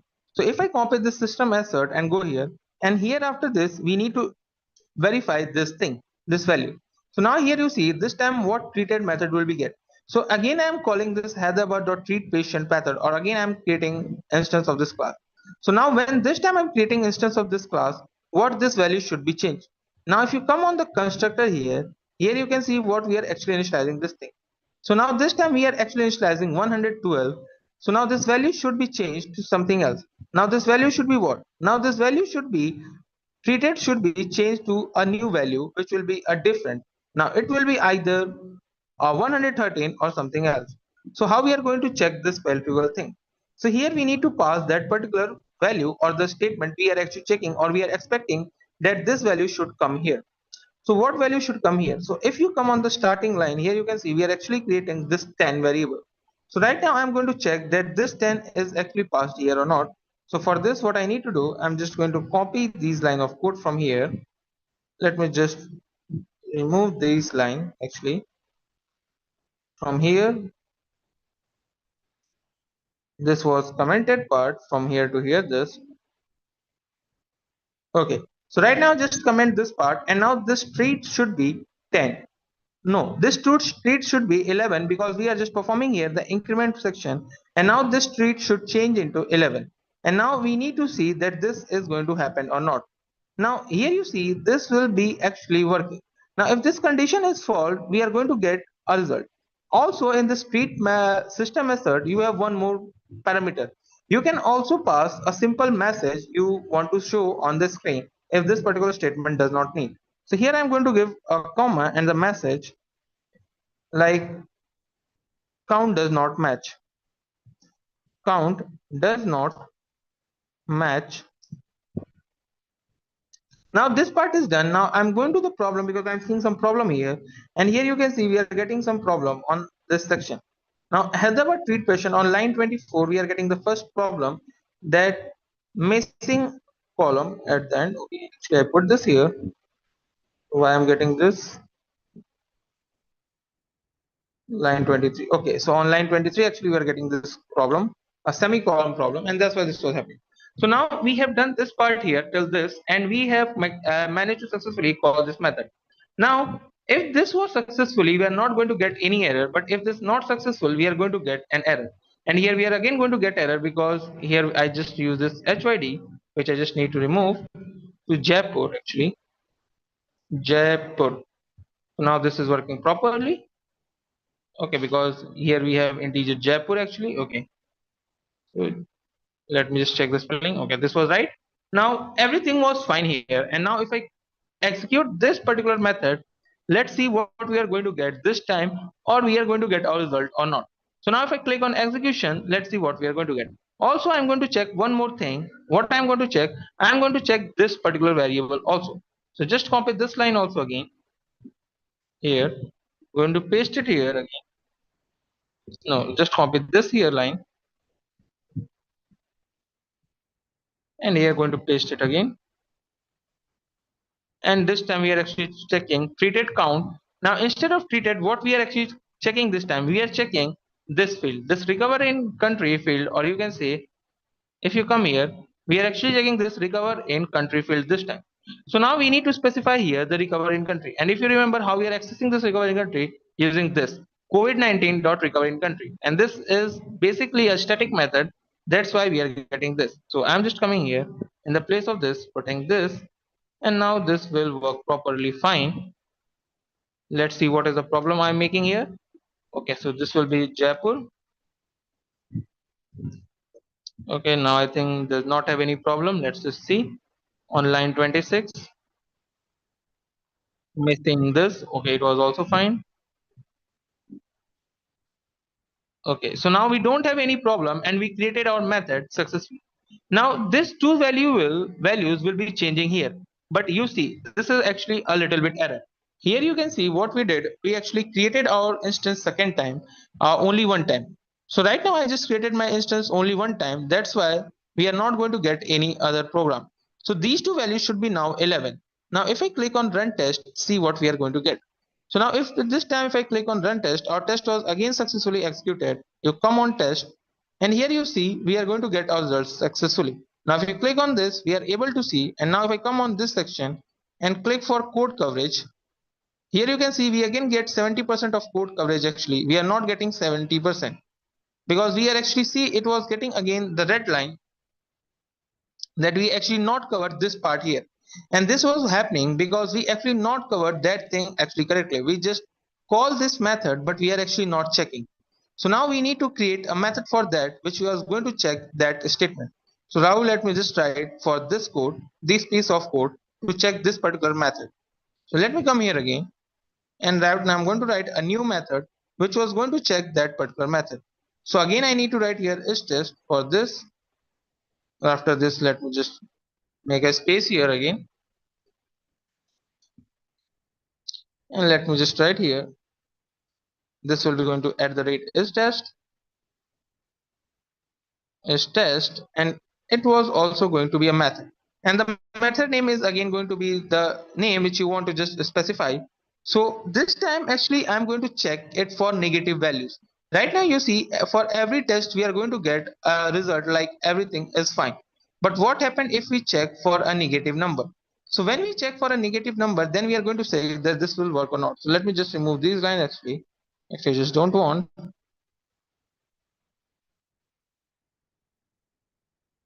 No, actually I just want it here.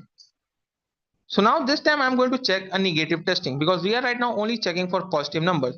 But this time I'm going to check for a negative number, like if I give a negative number in my program, what should going to happen? So for this, what I'm going to do, I'm going to just name this method again, this method where it will go. This public static method. Just let me copy this method name again.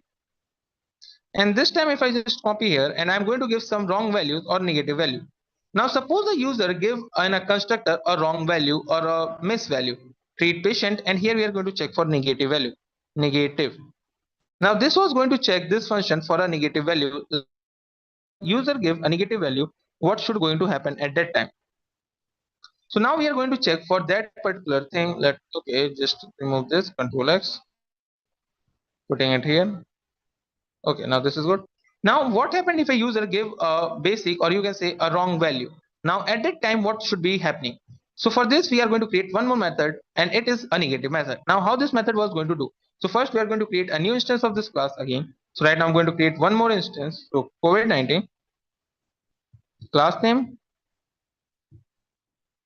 then the instance name, it will be like new one equal to new keyword, and then the class name again COVID-19. And here this time actually I'm passing a negative value like negative 15. Now the patient count should never be negative 15, or the patient number should never be negative. So what happened if a user gives minus 15? This part should never be negative or positive. So how we are going to deal with this section? For dealing this, let's come here, and this time I'm just passing a negative value 15. Now if I pass a negative value, I want that my class will handle this thing, and it will give me a result that this particular section is either be 0, means those values should convert into 0 and should not become in 15. So what we are going to do here, we are going to create an integer which was going to store some value. So here I'm just creating an integer. So let me just create an integer here, integer, and this is going to store a value name, suppose treated count treat, and this is equal to, and now we are again just copying this line, copy this, because we are actually treating the value count. So v, and instead of Jaipur, just pasting here new one, because this is my new instance. So new one, and now I'm just going to check this thing, new one dot treat get treated.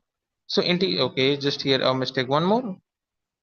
So this treat actually storing this new one dot get treated, and we are going to use again the system assert or system assert equal to check whether this thing is right or wrong. So we are again going to check the system assert equal. So let me just copy this line where is system assert equal. Look at this, copy this code, piece of code here, coming here, paste it right now, and system assert equal to, and this time the patient count should never be 0. It should be either a positive number or it should be either a negative number. It should never be a 0 value. So what we are going to do, we are going to check that this is going to happen or not. So treat count does not match. We are going to put this method and see what was actually happening in the second method. So this is a second method which was going to check for a negative point in our program. Like public static void, this is a method name, and we created a new instance of this class, and in this new instance we are actually passing a value minus 15. Now when I pass minus 15, I accepted that whenever I call this new one get treated method, which was actually returning, let me just come here, this get treated method is actually returning this recovering area field. So I want whenever a user give a minus value, it should be converted into 0, and I want that this thing was handled by class. So now if I click on run test this time, let's see what we are going to get. So here our test was running synchronously, and here we get the success result. Now if we come on test this time, here you see on the last section on a test we just run here, and here you see we get a message that this text is actually, wait a second, I think this is not actually executed successfully. Wait a second, just give me a second guys. Okay, actually I need to save this code first. Let me save this one. It was actually not saved. Save all.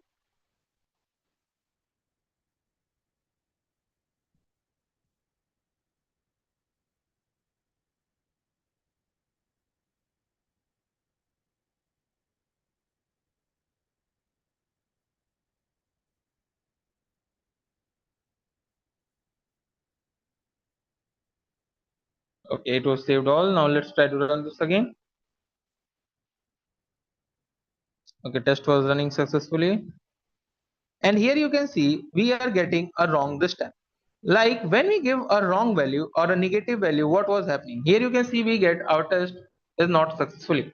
And here we get this was on COVID-19 test class. And if you click on this, you will see that this method, this test on treat patient is working positive, means our first method is actually correctly, but the second method is not working. And this is a cross. Now, when you double click on this section, you will able to see this here method.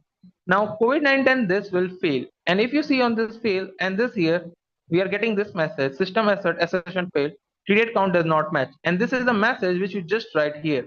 So right now we understand that if your user give a zero value or a negative value, it is not going to work. And this is the bug we are actually talking, and this is the problems you are going to test in your test. For this, how we are going to solve this? For solving this program, we need to write here a condition in our particular say in our class. So what this condition should be? So we need to write a if condition, that if we are the number, like see, if the user give a negative number or any number, the number should not be count and it will be again converted our value to zero. So how we are going to do this? For this, I'm going to write here a if condition inside this particular section, and this if is going to check if this recovery area is greater than zero or not.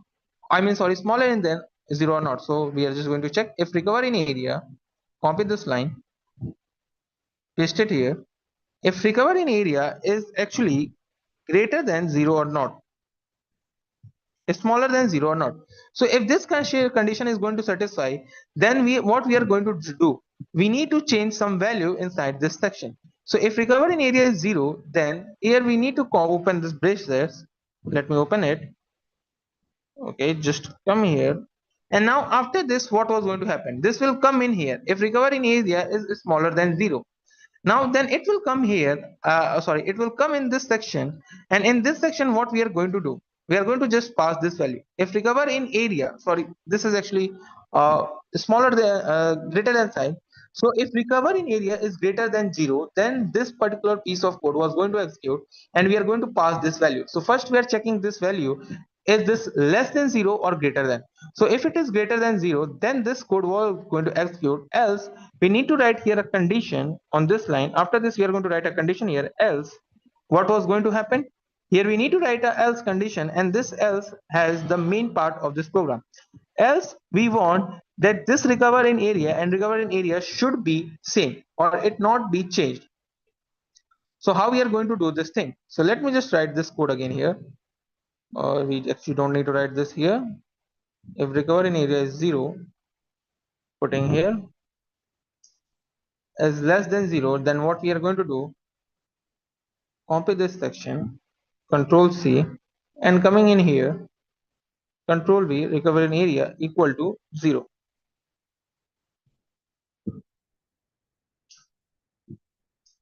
So what I did here, first I'm going to check, write a if condition inside this constructor, and in this constructor, first what I specified here, that if recover in area section is smaller than zero, if this condition is satisfied, it will come inside this if block, recover in area should be zero, and we are not going to execute this block, else we are going to execute this part of code, which is this, else this is going to execute, otherwise this is going to execute, means if the part is not negative. Now this is how this thing actually works, and we just make an if else statement here to solve this problem. So now this is actually solved, and let's try to save our code again and see what was going to happen. So now if I click on save, actually I need to save all, so click on saving. Okay, it was saving the code, so just wait for it. Okay, click on save all actually once more. So right now we are saving both our programs, and we just write here a basic if else condition to solve this problem. We just say that if the area is 0, then what it was going to do, if it is less than 0 means a negative value, then it is going to set the recovered in area field 0, and it was not initializing any variable or any value through the constructor. But this condition, if this condition is not fulfilled, means if the area or is greater than 0, what was going to happen? We come in this else section and we initialize this variable. So now if I come here again and try to run my test again, so click on run test. This time you see we are going to get as a success result because we are expecting 0. And now if I click here, you can see the test result is successfully. If you click here, you will get your every test result here this time, and we will get successful result. So now it means whenever user give a negative value, we are able to cross bond this into a 0. And this is the bug which you are going to find when you are executing a real variable, or when you are executing or writing a real program. So this is a very small bug, but right now we are going to check more problems in our one new example. I think everyone is clear with this example. Does anyone have any doubt till this?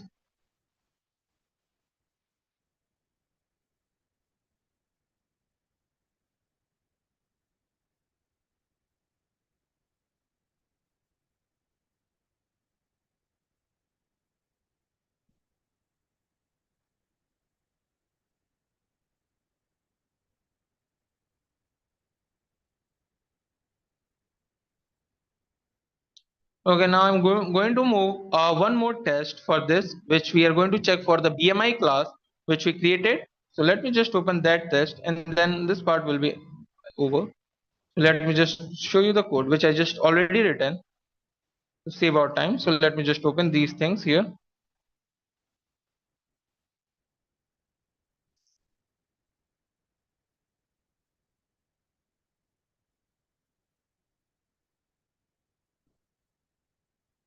Let me just give a second. I just opening.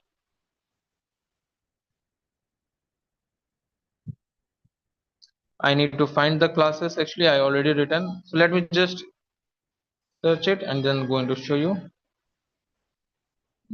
Wait a second, guys. Just open debugger console again.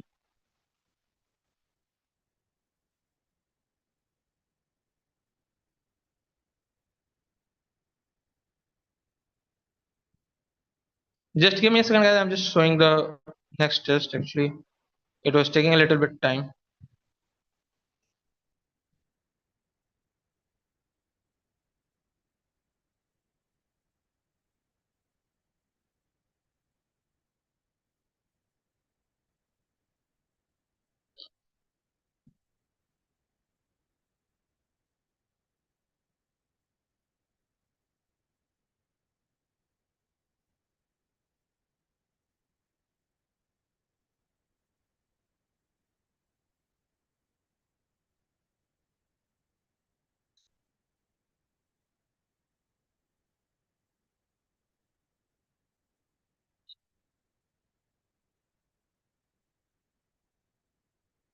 Wait a second. I just need to open actually a class.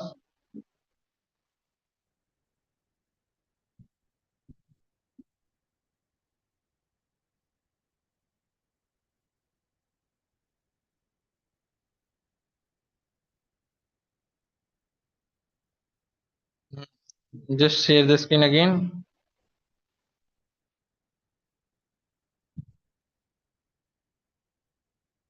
Okay, so it was here.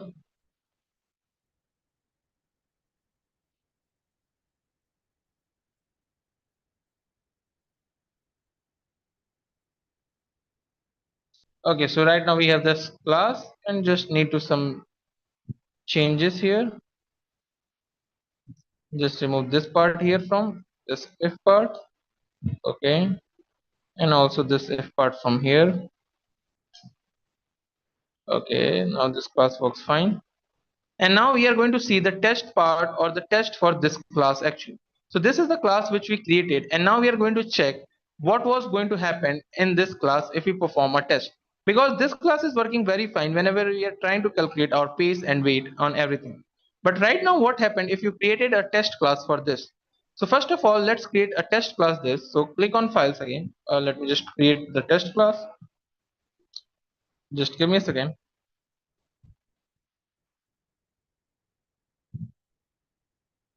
Wait a second. Okay, now I have a question to all of you. Like, how many tests we are going to perform? Like, what type of variable or value we are going to perform the tests for this?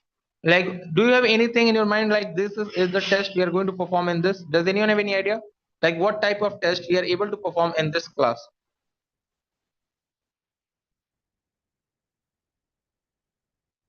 Does anyone have any idea? What type of test should I perform here?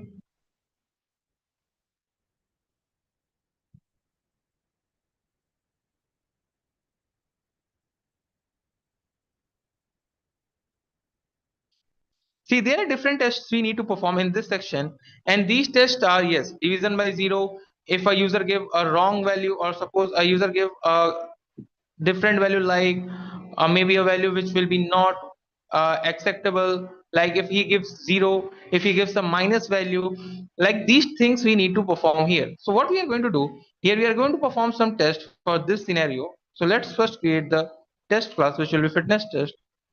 Our test class was created here, and here we are actually I write all the codes for you before.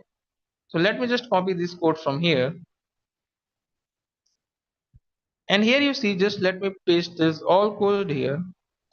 Okay, so pasting it here, control V. Okay, so now every code was actually pasted here, and let me just tell you what was this code here. So what we are actually checking here, so first you see I created a basic test class, public class fitness test, and here I created a test method, and this is my first test method. Now this method is what it was going to do. So see, it was going a static method which was going to calculate the BMI. So first what I'm going to check, I'm checking this BMI, actually the BMI method. So in this method I just pass some values. Right now here you can see I use this different type of criteria. First you see I give a normal values like decimal and height.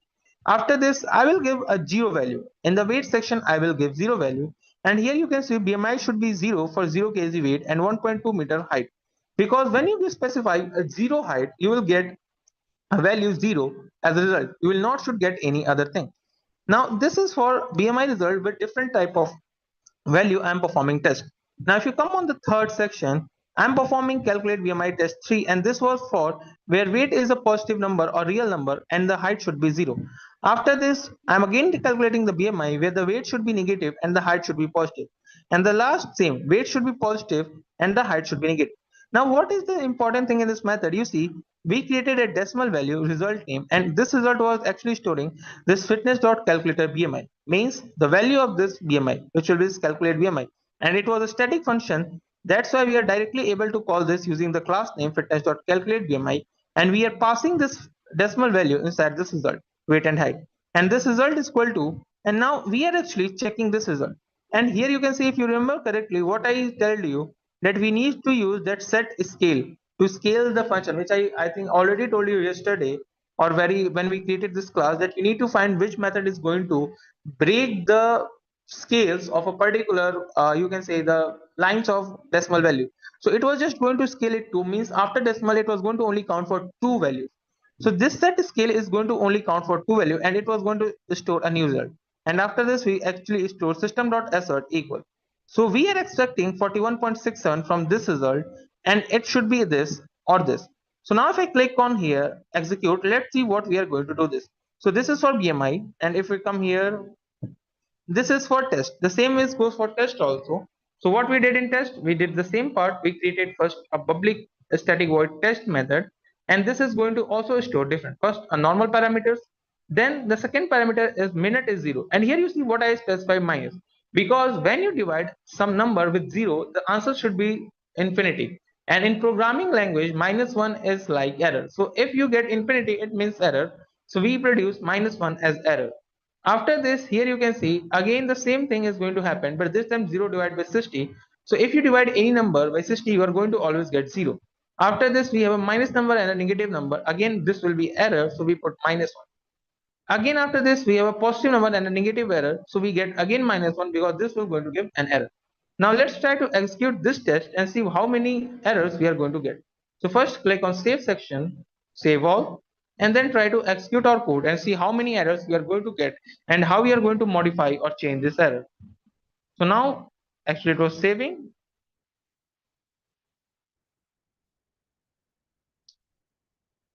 Now our code was saved here, and now let's try to run this test here. Okay, so actually I'm not getting here a test option.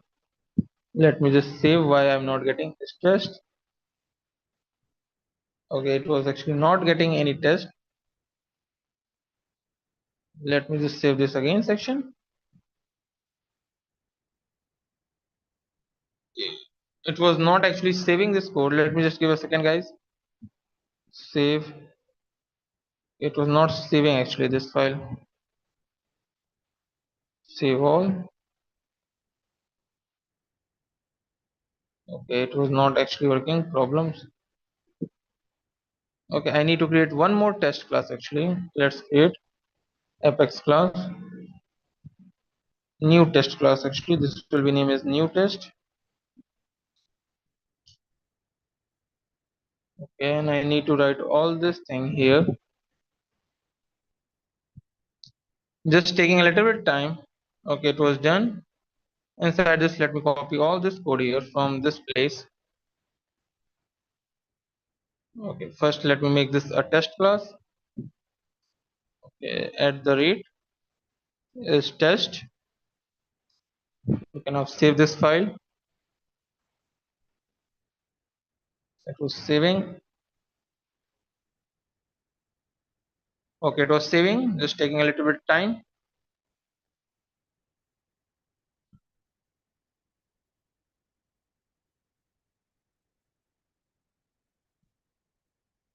Okay, now this was saved, but I don't get this message actually. I just need to confirm why this was not happening actually.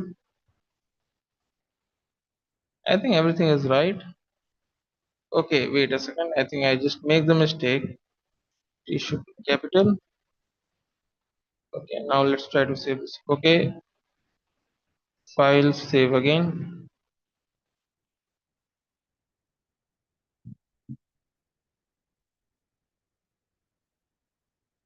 Okay, let me just copy these codes from here.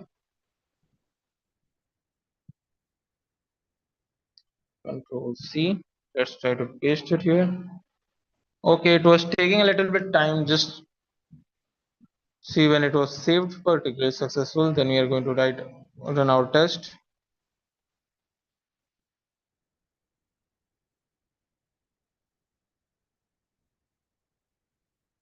Okay, so it was right now done. Public class new test. Okay, it was working fine. Okay, there will be no any problem. Fitness also saved. Now let's try to run this test this time and see how many things we are going to get. So now if I click on run test, our test was start, and it will start a little bit slow. Let's see, it just finished, and then we are going to see our result at what we are going to get.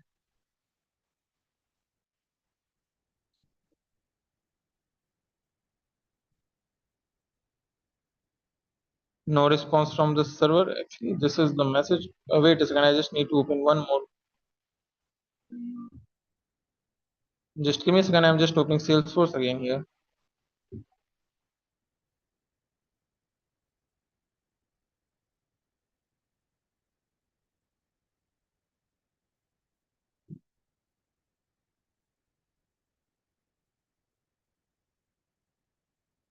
Actually, we are not getting any.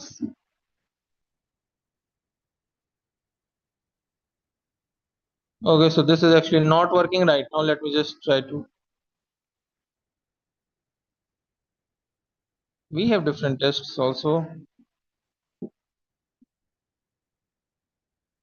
Okay, we are actually calling this methods. Okay.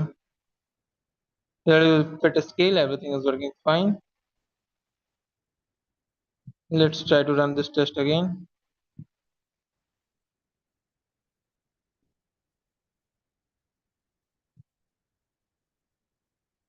Add test method. Actually, I have added test methods already here. Okay, I need to save this file actually once.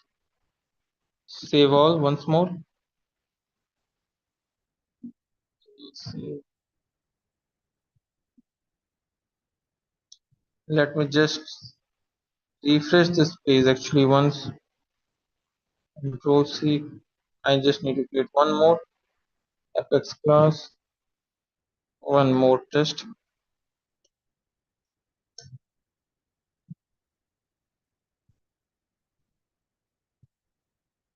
Can anyone please open Salesforce in your particular system? Can you check is this opening right now or it was having the same problem?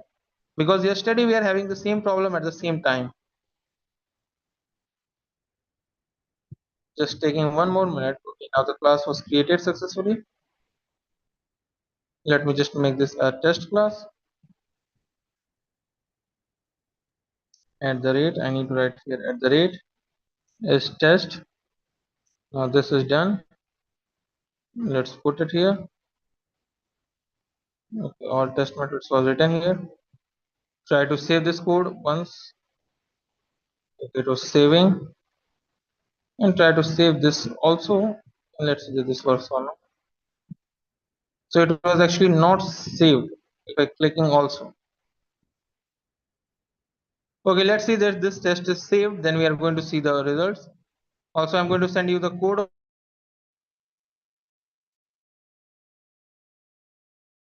this work or not, and what type of error you're getting, and how you're going to solve these things. So let me just send this course to you. Okay, so I'm not able to send all the code. So actually, I'm going to send the test. Okay, the test classes. I think I now right now. Okay, right now it was successful. Just click on run test, and with this time it will look properly. Okay, so right now test was successful this time, and now if I click again on tests this section, let's see what we are going to get. So here you can see we get the test run, which is this test class, which I just click on run, and here we get cross. Now if I open this section, here you see one more test, means we are testing this class one more, and we are getting some wrong answer, means our test was not successfully here. And here you see we get many tests wrong. Now what we get here, you can see we get this calculate BMI test 3 as wrong, we get test calculate BMI test 4 wrong, 5 wrong, calculate paste test 2 wrong, calculate paste test 4 wrong, and calculate paste test 5 wrong. So we get these tests wrong. Now why we are getting this wrong? So let's see what is our test. So going to BMI test 3, 4, 5. So let's come here. Now what this BMI test 3 and 4, 5. So BMI test 3 will taking 60 as a basic number, or height is 0. But instead of -1, we are not going to getting -1, we are getting some other value. That's how this was happening. The second time when we are getting a negative value and a positive, we are again expecting -1 as an error result, but we are getting something different. The same thing is happening again when we put a positive value and a minus value. Again we expect -1, but we are going to get this thing. So how you are going to solve this problem? For solving this problem, you need to come on here, and here we are going to give a if condition which is going to solve this problem. So right now I'm going to write here a simple if condition which is going to solve this problem. And how we are going to write this thing? So let me just write this for you very quick. Just give me a second. Okay, so this particular section is having a simple if condition which is going to check these three conditions. So what is the condition? That if height is greater than, let's come on the test again and see what we need to check. So third test, okay, so fifth test, we are going to check if height is not negative, also weight is not negative, height and weight should not be negative, or the next thing we need to check is that either weight or height will be 0, then we should get this value. So we need to check these three things, that height and weight should not be negative, and also it not should be 0. So how we are going to do this? So here I'm going to write a if condition, like if public after in this function if, and this if condition I'm going to write my condition here, or the thing which is going to work for this. So if here bracket if height, which is the, okay, actually this is for base. So let me just copy line this, control C. So we are going to just paste it here. If, and here in this bracket I am going to check if height is greater than or equal to 0. So if if height is smaller than or equal to 0. So first thing I'm going to check this. So height is smaller than or equal to 0. Also I need to check one more thing. So here I'm going to do the or operator, if you remember correctly. Now this or operator is going to check for both condition. If it was going to check if either height is smaller than or equal to 0. So if this condition doesn't satisfy, or also for weight the same condition, control C here, and here we are going to put for weight. So if weight is also is smaller than or equal to 0.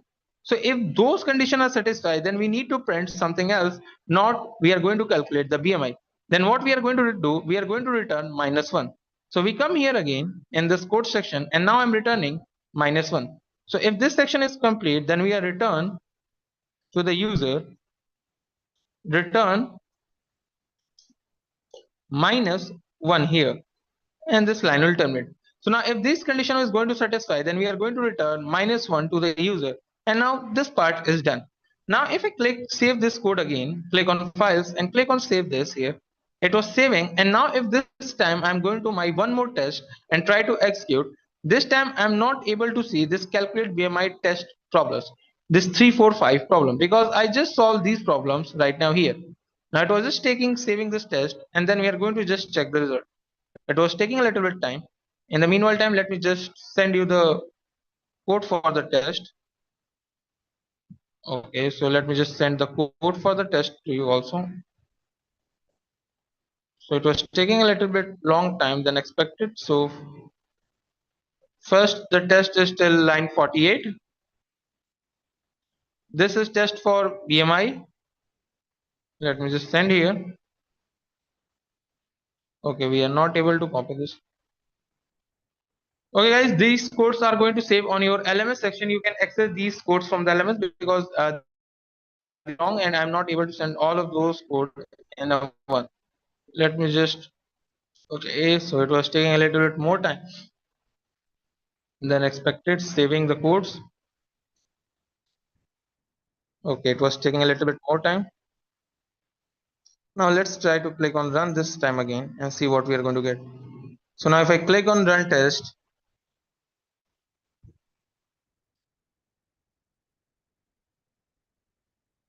okay, it was not right now saving this program, and it was taking a little bit more time. So I want all of you to try to perform different type of test on the particular, you can see on the particular this test section or test class, and see how many tests you're going to get the result for true and how many for the false. Now you're going to get these things, and you need to check which test result you're going to get false for. So here you can see again we perform a test here, and again if I click here, again we are going to get some wrong values. One more again, and if I just scroll here, see again we are going to get this result again, because this time again we actually not check these BMI because our file was actually not completely saved, and that's why this was happening.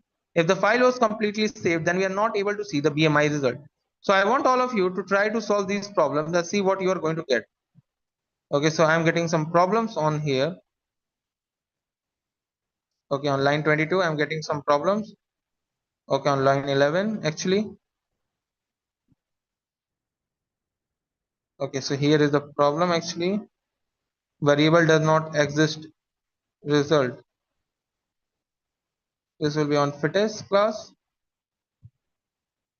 On line 11 actually it was saying variable does not exist.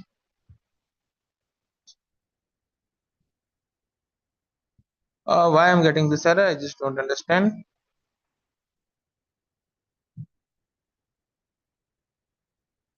Let me just see why this error was on line 11. Actually I'm getting this error. Return -1 will be good. Variable does not exist result. It was talking about result variable, but I just don't initialize this variable actually. Okay, it should be result actually. Okay, now this should work properly. Okay, now let's try to save this again once. Okay, so it was showing this problem. I don't know why this was taking too much long. Try to execute these things on your own. Try to write the test class for the BMI and see how many conditions for this you're going to get right. I'm just going to give you two tests so you can see the way of writing and try it. Ma'am, this is the end for today, ma'am.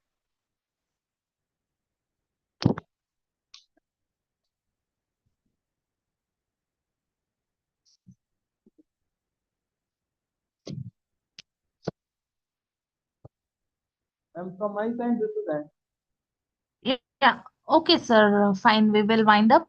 So like tomorrow and day after tomorrow, I mean tomorrow behalf of Independence Day, we don't have a session, and Saturday, Sunday we don't have. So again, we are meeting on Monday, sir, Monday evening. Okay, ma'am. Okay, yeah, thank you, sir. Thank you so much. Yeah. So, dear students, as I informed, like tomorrow and day after tomorrow and Sunday, all 3 days we don't have a session. So again, we are meeting on Monday at 7 p.m. So I request not to join tomorrow's class. So inform your friends as well. Okay. Yeah. Thank you all. Thank you for joining. Please mark your attendance without any fail. As you all know, 60% of attendance is very mandatory to get a certificate. So don't miss to mark attendance. I have just shared the attendance link on the chat. Okay. Thank you all. Thank you for joining. Good night.